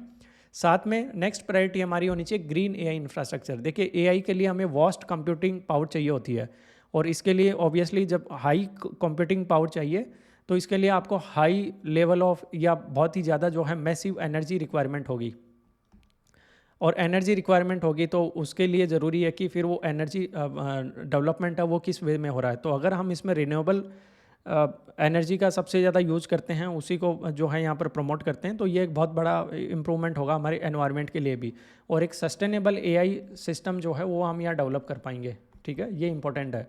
तो कहीं ना कहीं रिन्यूएबल पावर्ड डेटा सेंटर्स हैं वो हमें बिल्ड करने होंगे, जिसमें सोलर, विंड और ग्रीन हाइड्रोजन को प्रमोट करना होगा, फाइन। तो ये इंपॉर्टेंट है। और इसके साथ साथ हमारे यहाँ पर जो इनोवेशंस है उनको भी स्टिमुलेट करना होगा, लाइक सेमीकंडक्टर यहीं पर प्रोड्यूस करें, पावर इलेक्ट्रॉनिक्स हो, कूलिंग सिस्टम्स यहाँ डोमेस्टिकली हम प्रोड्यूस कर पाएँ, फाइन, ये भी इंपॉर्टेंट है। तो जो जॉब्स नए सेक्टर्स में डेवलप हैं वो यहीं पर डोमेस्टिकली हम जो है वो प्रोड्यूस कर पाएँ। तो अल्टीमेटली आउटकम यही होना चाहिए कि हमें एक लो कार्बन एआई इंफ्रास्ट्रक्चर है वो डेवलप करने की रिक्वायरमेंट है, जो कि कॉम्पिटिटिवनेस भी हो और सस्टेनेबिलिटी भी हो। नेक्स्ट प्रायोरिटी हमें होनी चाहिए कि multilingual AI agents. That means India जो है वो मल्टीलिंगुअल कंट्री है। ऐसा नहीं है कि बाकी वेस्टर्न या यूरोपियन कंट्रीज़ की तरह की एक ही इंग्लिश लैंग्वेज पूरी कंट्री में है। हमारे यहाँ पर ऐसा नहीं है। नदर्न इंडिया की अलग है, साउथ इंडिया की अलग है, वेस्टर्न इंडिया हो, नॉर्थ ईस्ट हो, ईस्टर्न इंडिया हो, अलग अलग लैंग्वेजेज हैं। तो ये सबका पार्ट होना चाहिए, और सबको जो है कहीं ना कहीं जो है एआई लर्निंग में या ऐसा सिस्टम हो जिसमें सभी लैंग्वेजेज अवेलेबल हो। साथ में यूज केसेस भी डिफरेंट हैं, जैसे फार्मर्स के लिए अवेलेबल हो वेदर क्रॉप एडवाइस, तो उनके लिए उन्हीं की लैंग्वेज में उनको जो है इन्फॉर्मेशन मिले, स्टूडेंट को उनकी लैंग्वेज लर्निंग में हेल्प मिले, पेशेंट के लिए चाहे मेडिकल रिकॉर्ड मैनेजमेंट है, जैसे तमिलियन है तो उसको तमिल में भी अवेलेबल हो डेटा, इंग्लिश में चाहिए इंग्लिश में भी अवेलेबल हो, हिंदी में चाहिए तो हिंदी में भी अवेलेबल हो, फाइन। तो ये सब ज़रूरी है। ऐसे ही हमारे प्राइवेसी सेफगार्ड भी होने ज़रूरी हैं, ओपन स्टैंडर्ड्स होने चाहिए, साथ में गवर्नमेंट एकेडमिया और स्टार्टअप का कोलेब्रेशन होना ज़रूरी है, फाइन, तभी ये पॉसिबल हो पाएगा। और अभी जो हमने देखा आईआईटी बॉम्बे के साथ जो अलग अलग टॉप आईआईटीज़ और बाकी इंस्टीट्यूट्स आए हैं, और आईआईटी बॉम्बे ने खुद ने डिसाइड किया है कि हम यहाँ पर जो है जो इंडिया का एआई सिस्टम है वो डेवलप करेंगे। आईआईटी खुद उसको रजिस्टर किया है अपने नाम पर कंपनी को, ठीक है। तो वहाँ पर ये एक देख सकते हैं कि एकेडमिया यहाँ पर लीड कर रहा है। तो अल्टीमेटली ये ध्यान रखेंगे कि यहाँ पर एकेडमिया को लीड करना होगा, गवर्नमेंट को नहीं। गवर्नमेंट को यहाँ पर फैसिलिटेटर के तौर पर काम करना होगा और आईटी सेक्टर को यहाँ पर कहीं ना कहीं जो है फाइनेंस के तौर पर साथ में आना होगा। तो तब जाकर यहाँ पर आपको जो है अचीवमेंट देखने को मिलेगी। फाइन। और नॉलेज के तौर पर एकेडमिया को होना होगा। फाइन। तो ये सब हैं। इकोनॉमिक और स्ट्रेटेजिक इम्प्लीकेशंस क्या होंगे अगर हम ऐसा डेवलप कर पाते हैं, क्योंकि लेबर मार्केट है उसमें काफ़ी ज़्यादा डिसरप्शन आपको देखने को मिलेगा, क्योंकि सर्विस रोल्स हैं वो श्रिंक होते जा रहे हैं। कुछ सर्विस रोल जिनमें एआई आ रहा है डायरेक्ट, बट नई अपॉर्चुनिटीज़ आ रही हैं like data infrastructure, model development, domain specific application. Fine. तो अगर हम अपना सिस्टम डेवलप करते हैं तो ये सारी नौकरियां जो हैं वो वापस हमारे यहाँ पर क्रिएट होंगी। ग्लोबल कंपैरिजन अगर देखें तो चाइना ने क्लीन एनर्जी में लेवरेज लिया था और वो सोलर और बैटरी सप्लाई चेन में आज डोमिनेट करता है। क्यों ना इंडिया आज लो कार्बन एआई में लेवरेज ले, ताकि आने वाले टाइम में सर्विस डिलीवरी कैपेबिलिटीज़ में लीड कर पाए। तो ये एक बहुत बड़ी अपॉर्चुनिटी इंडिया के लिए, तो इसको मिस नहीं करना चाहिए और आने वाला फ्यूचर भी यही है। ठीक है। तो यहाँ पर हमें काफ़ी कुछ काम करने की रिक्वायरमेंट है। तो यही सब टेक अवे है इससे। फाइन। लास्ट न्यूज़ यहाँ देखें तो ये फिजिकल डिसिप्लिन और ग्रोथ स्ट्रेटेजी को लेकर है। तो अभी जो बजट था 2025 का, उसमें फाइनेंस मिनिस्टर ने कहा था कि हम जो rigid annual physical deficit target है, एक्चुअल में गवर्नमेंट उससे मूव करना चाहती है और हम डेब्ट टू जीडीपी रेशियो को है उसको प्रायोरिटी में रखेंगे, इसको प्राइमरी एंकर के तौर पर रखेंगे। कैसे? क्योंकि फिजिकल डेफिसिट टारगेट जो FRBM एक्ट 2003 में पहली बार हमने जो है गवर्नमेंट के लिए कैप किया था और इसमें कहा था कि कंट्री को 3% का फिजिकल डेफिसिट मेंटेन करना चाहिए। रियलिटी में ये कभी भी जो है टारगेट अचीव नहीं किया गया। इवन कोरोना आया उस टाइम तो बहुत डिस्टर्ब हुए हम। 9.5% पर हमारा फिजिकल डेफिसिट था, फिर अगेन इसको ग्रेजुअली कम करते गए 6.8, देन 6.4, देन 4.8। अभी टारगेट रखा गया है कि 4.5% हम अचीव करना चाहते हैं करंट जो फाइनेंशियल ईयर उसमें। फाइन। लेकिन इसके कई तरीके के क्रिटिसिज्म किए गए कि जो यूरोपियन कन्वेंशन है या वहाँ पर जो फॉलो किया जाता है उसको हम फॉलो कर रहे हैं, जबकि इंडियन इकोनॉमी डिफरेंट है, कॉम्प्लेक्सिटी अलग है, यहाँ की रिक्वायरमेंट अलग है और हम एक डेवलपिंग और इमर्जिंग इकोनॉमी है। तो इस कन्वेंशन के अकॉर्डिंग हम यहाँ पर जो है इसको फॉलो नहीं कर सकते।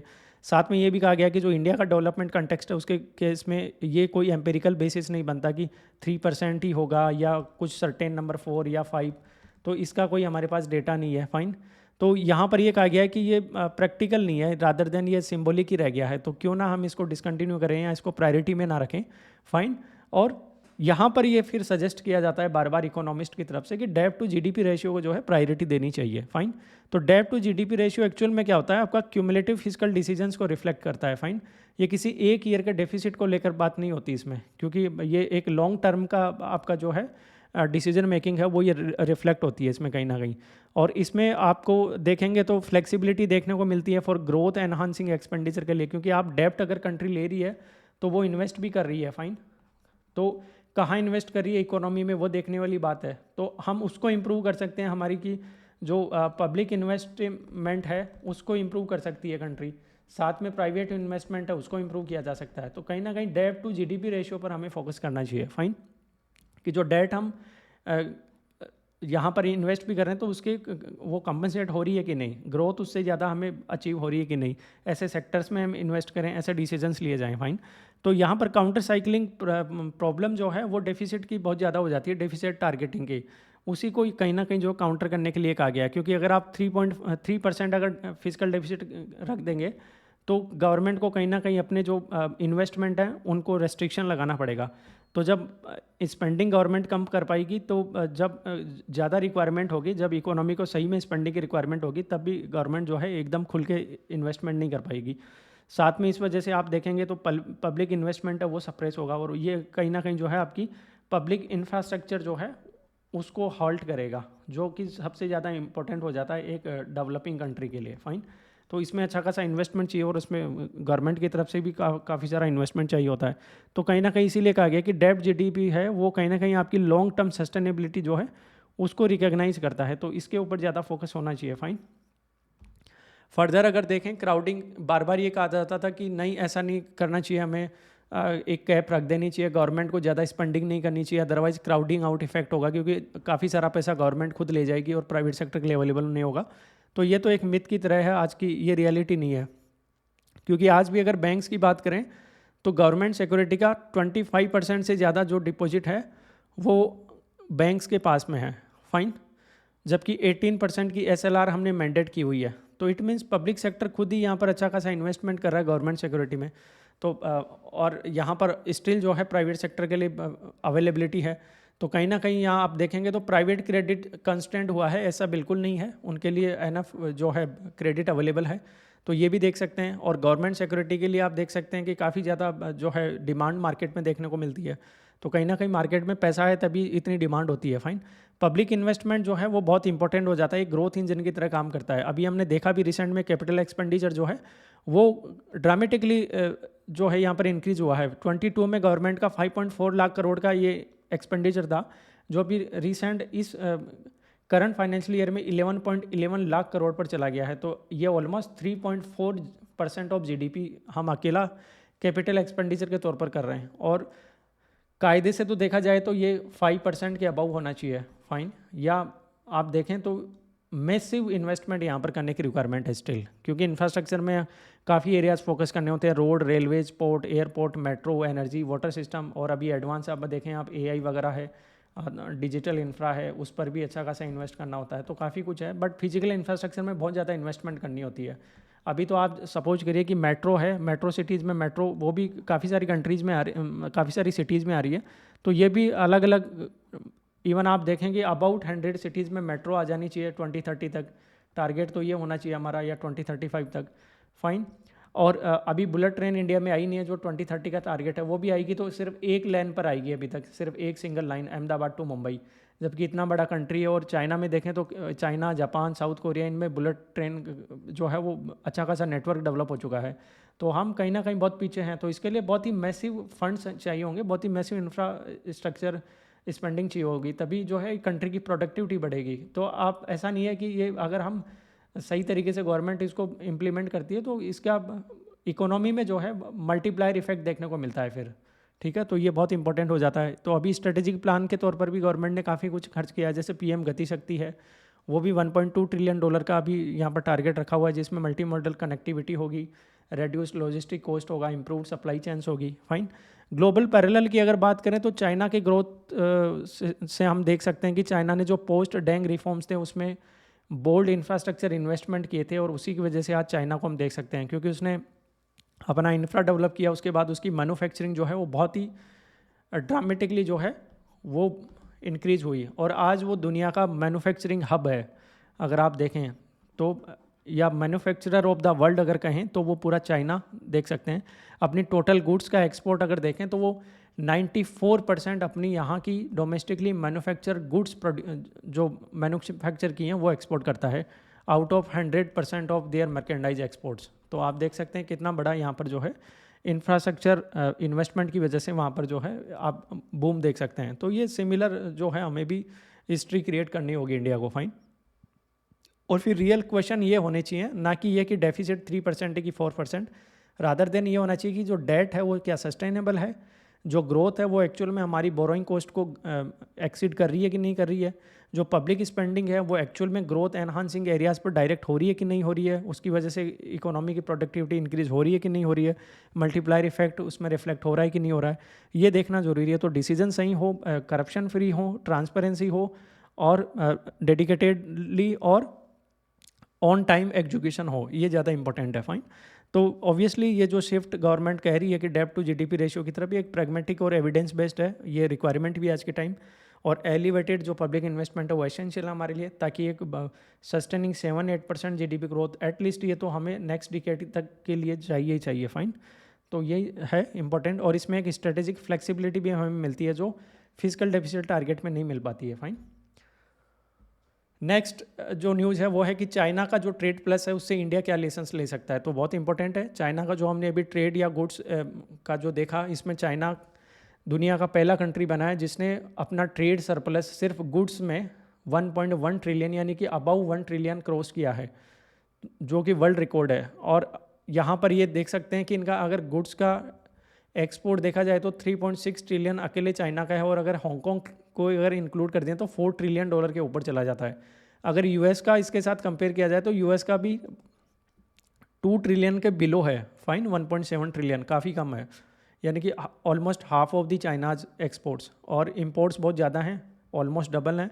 तो इनका जो डेफिसिट है वो 1.7 ट्रिलियन है, यानी कि जितना सरप्लस चाइना का है उससे भी कहीं ज़्यादा यूएसए का अकेले का ट्रेड डेफिसिट है। फाइन। और इंडिया की तो बात ही क्या करनी, ट्रिलियंस की तो हम बात ही नहीं कर सकते यहाँ पर। अगर गुड्स एक्सपोर्ट करें तो $443 बिलियन है और डेफिसिट है वो $275 बिलियन है। तो हमें तो बहुत पीछे हैं अगर पर्टिकुलर इस कन्वर्सेशन में देखें तो। फाइन। तो हमारे लिए ज़रूरी है कि जो लेसन्स चाइना ने जो इम्प्लीमेंट किया है वहाँ से हम कैसे यहाँ पर आ सकते हैं। अगर चाइना का अपना मार्केट कंट्रोल देखें, 94% चाइनीज़ एक्सपोर्ट्स हैं वो मैन्युफैक्चर गुड्स का करता है।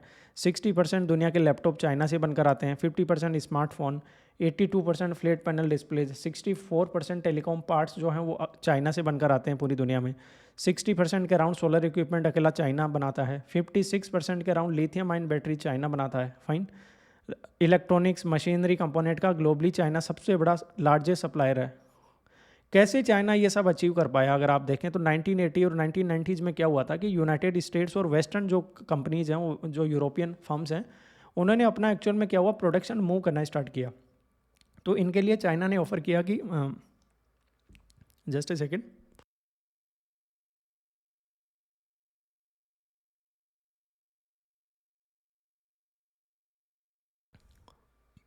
कि चीप लेबर हमारे पास अवेलेबल है, रेगुलेशंस रिलैक्स्ड होंगे और स्टेट का अच्छा खासा सपोर्ट होगा, तो क्यों ना ये कंपनीज यहाँ पर एस्टाब्लिश की जाएँ। तो चाइना ने ये अपना फेवरेबल एटमॉस्फेयर यहाँ पर जो है वो अवेलेबल करवाया इनको। तो ज़्यादातर जो फर्म्स हैं, मैन्युफैक्चरिंग फर्म्स, वो यहाँ आकर एस्टाब्लिश हो गई।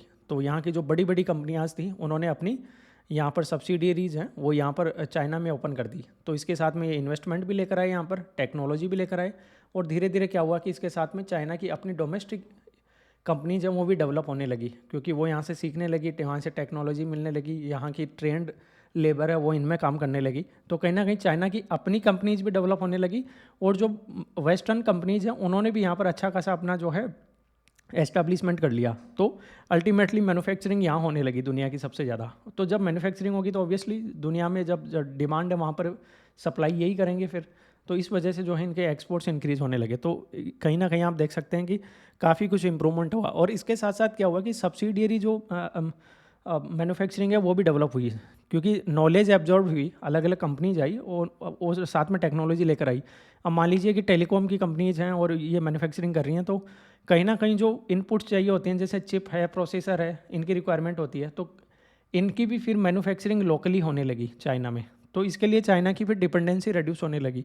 अपनी डोमेस्टिक रिक्वायरमेंट चाइना ने मेड इन चाइना प्रोडक्ट से पूरी कर ली और साथ में दुनिया को भी बेचने लगा। अब यहाँ पर रॉ मटेरियल है उसको भी टाइम रहते ही चाइना ने सिक्योर कर लिया। फाइन। तो ये चाहे लिथियम है, कोबाल्ट है, रेयर अर्थ माइंस हैं, ये अफ्रीका हो, ऑस्ट्रेलिया हो, लैटिन अमेरिका, इनके साथ MOU साइन किए या अलग अलग ट्रेड डील की, और यहाँ पर रॉ मटेरियल बहुत ही जो है वो अवेलेबल करवा लिया, क्योंकि मैन्युफैक्चरिंग रिक्वायरमेंट थी। तो यहाँ पर अग्रेसिव स्टेट सपोर्ट मिला, स्टेट ने सब्सिडी जमा के दी, इन्होंने चीप कैपिटल अवेलेबल करवाई, लो कॉस्ट लैंड अवेलेबल करवाई, ताकि जो कॉम्पिटिटर्स हैं उनके लिए कंपटीशन में चाइना बहुत आगे निकल गया। फाइन। और इस वजह से देखने वाली बात है कि मोर देन 100 US और EU की सोलर फर्म्स हैं वो कंपटीशन से बाहर हो गई। इंडिया की API यूनिट्स हैं वो कंपटीशन से बाहर हो गई, क्योंकि चीप API जो है वो चाइना से अवेलेबल होने लगा। तो बाहर के कॉम्पिटिटर्स को इन्होंने पूरी तरह से मार्केट से बाहर कर दिया। आज देखें ट्रेड इंफ्रास्ट्रक्चर में, तो ये भी बहुत अच्छे से चाइना ने डेवलप किया। दुनिया के 10 बिजिएस्ट पोर्ट्स में 7 अकेले चाइना के हैं। आप देख सकते हैं इम्प्रूवमेंट। डिजिटल कस्टम हो, इंटीग्रेटेड लॉजिस्टिक्स हो, चीप शिपिंग हो, ब्यूरोक्रेट्स हैं उन्होंने एक्चुअल में ऑब्स्टेकल्स को रिमूव करने का काम किया, ना कि क्रिएट करने का काम किया, जो हमारे यहाँ देखा जाता है। फाइन। तो पूरा माइंडसेट चेंज कर दिया गया, रेगुलेशन में बहुत इंप्रूवमेंट कर दिया गया। तो इंडिया की पोजीशन आप देख सकते हैं कि डेफिसिट, ये 2024 का डेटा देखें, 275 बिलियन का गुड्स डेफिसिट हम देख सकते हैं। तो स्टिल हमें बहुत ज़्यादा रिफॉर्म्स की रिक्वायरमेंट है, और पर्टिकुलरली स्ट्रक्चरल रिफॉर्म्स की। सिर्फ स्लोगन से काम नहीं होगा। तो यहाँ पर ये आर्टिकल में बताया गया कि 5 रिमाइंडर्स फॉर इंडिया। एक तो इंडिया को इंडस्ट्रियल सपोर्ट सिस्टम अपना डेवलप करना होगा। ब्लैंकेट सब्सिडी नहीं दे सकते हम, सेक्टर स्पेसिफिक पैकेज रखने होंगे, लाइक लैंड है, पावर है, लॉजिस्टिक्स है, फाइनेंस है। फाइन। और जो हमारी PLI स्कीम है उनको और रीडिज़ाइन करने की रिक्वायरमेंट है, उनको अपडेट करने की रिक्वायरमेंट है। लाइक फैक्ट्री रेडीनेस पर हमें फोकस करना होगा, ना कि आउटपुट रिबेट दे दें सीधा ही। फाइन। ताकि फैक्ट्रीज डेवलप हो पाएँ, इंफ्रास्ट्रक्चर डेवलप हो पाए। फाइन। अटेक इनपुट कॉस्ट, तो यहाँ पर यह है कि जो इनपुट कॉस्ट है उसको कम किया जाए, लाइक इलेक्ट्रिसिटी टैरिफ है उनको कम किया जाए, पोर्ट चार्जेस को कम किया जाए, फ्रेट फीस कम की जाए, लैंडिंग रेट्स को कम किया जाए। फाइन। इंडिया की जो कैपिटल कॉस्ट है वो आज की 9 to 10% है, जबकि चाइना में हार्डली 4 to 5% है, यानी कि ऑलमोस्ट डबल है चाइना के कंपैरिजन में हमारे यहाँ को कैपिटल कॉस्ट। तो कैपिटल कॉस्ट जो है वो हमें कट करनी होगी। फाइन। साथ में री इंजीनियर ब्यूरोक्रेसी, तो ब्यूरोक्रेसी का काम अब सिर्फ रेगुलेटर का नहीं, रादर देन इंटीग्रेटर का काम करना होगा, फैसिलिटेटर का काम करना होगा। फाइन। साथ में जो एडमिनिस्ट्रेटर बहुत अच्छा काम कर रहे हैं उनको हमें रिवॉर्ड करना होगा, चाहे वो फैक्ट्री बिल्ड में काम कर रहे हो या और भी अलग अलग इंफ्रास्ट्रक्चर डेवलपमेंट में उनकी हेल्प हो रही है, उनकी वजह से डेवलपमेंट हो रहा है, उनको रिवॉर्ड करें, ना कि सिर्फ फॉर्म प्रोसेस करने का ही काम रहे या ऑफिस जॉब तक ही सीमित रहें। फाइन। रिवर्स इंजीनियरिंग प्रोग्राम हमें लाने होंगे, लाइक जैसे CSIR लेबोरेटरीज़ हैं, इंजीनियरिंग कॉलेज हैं, उनको इम्पोर्ट जो हैं वो डिसमेंटल करने होंगे। इनके लिए ये कहना होगा कि जो हमारी रिसर्च इंस्टीट्यूशंस हैं वो इम्पोर्टेड प्रोडक्ट्स को यूज़ नहीं करेंगे, जैसे पंप्स हैं, मोटर हैं, वोल्स हैं, टेक्सटाइल मशीन्स हैं, ये सब जो हैं वो made in India he use करेंगे। फाइन। तो ये हमें यहाँ पर जो है ये लेकर आना पड़ेगा। फाइन। साथ में बिल्ड डीप टेक इकोसिस्टम, तो डीप टेक इकोसिस्टम के लिए जैसे चिप है आज की रिक्वायरमेंट है, डोमेस्टिकली हमें प्रोड्यूस करनी होगी। अभी हमने 2-3 MOU भी किए हैं, उन पर काम भी चल रहा है, बट इसमें बहुत क्विकली हमें काम करना होगा। PCB यहीं बने, सेंसर यहीं डेवलप हो, मेमोरी हो, कैमरा मॉड्यूल्स हों, ऐसी जो ज़रूरी चीज़ें हैं, नॉलेज बेस्ड जो रिक्वायरमेंट है इनपुट्स की, वो यहीं पर बने और आज की एडवांस जो डीप टेक की रिक्वायरमेंट्स हैं। फाइन। और फर्दर हमें जो कैपिटल है वो क्विकली मोबिलाइज करने होगी इन एरियाज़ में। जो हमने इनोवेशन फंड रखा है 100 बिलियन रुपीज़ का, तो उसको क्विकली हमें जो है मोबिलाइज़ करना होगा। ऐसा नहीं कि इसको मोबिलाइज़ करने में 10 to 15 ईयर्स लगा दें हम, ऐसा नहीं हो सकता। इसको 2-3 ईयर्स में जो है मोबिलाइज़ करना होगा, ताकि इसका अल्टीमेटली जो है 5-7 ईयर्स में इसका अल्टीमेट रिजल्ट देखने को मिले।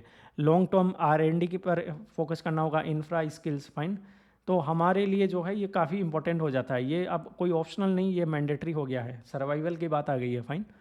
तो ये सब चीज़ें हैं जो हमें इंप्लीमेंट करनी होगी। तो कहीं ना कहीं जो है ये बहुत इंपॉर्टेंट लेसन है जो चाइना से हम ले सकते हैं।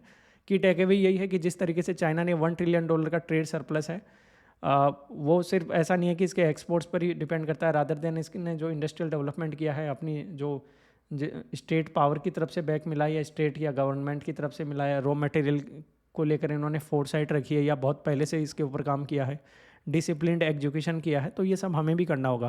फाइन। तो रियल कैपेसिटी बिल्डिंग पर फोकस करना होगा, सेक्टर स्पेसिफिक सपोर्ट हो, कॉस्ट कम्पिटिटिवनेस हो, ताकि कैपिटल कॉस्ट है वो कम हो सके, डीप टेक इकोसिस्टम में इसको डेवलप करने की बात हो, तो ये सब हमें करना ही होगा। फाइन। तो काफ़ी इंपॉर्टेंट आर्टिकल है, आप इसे GS3 में पर्टिकुलरली इसको यूज़ कर सकते हैं, वहाँ पर डायरेक्ट क्वेश्चन भी हो सकता है। फाइन। तो इसके साथ एंड करते हैं ये डिस्कशन। Thank you.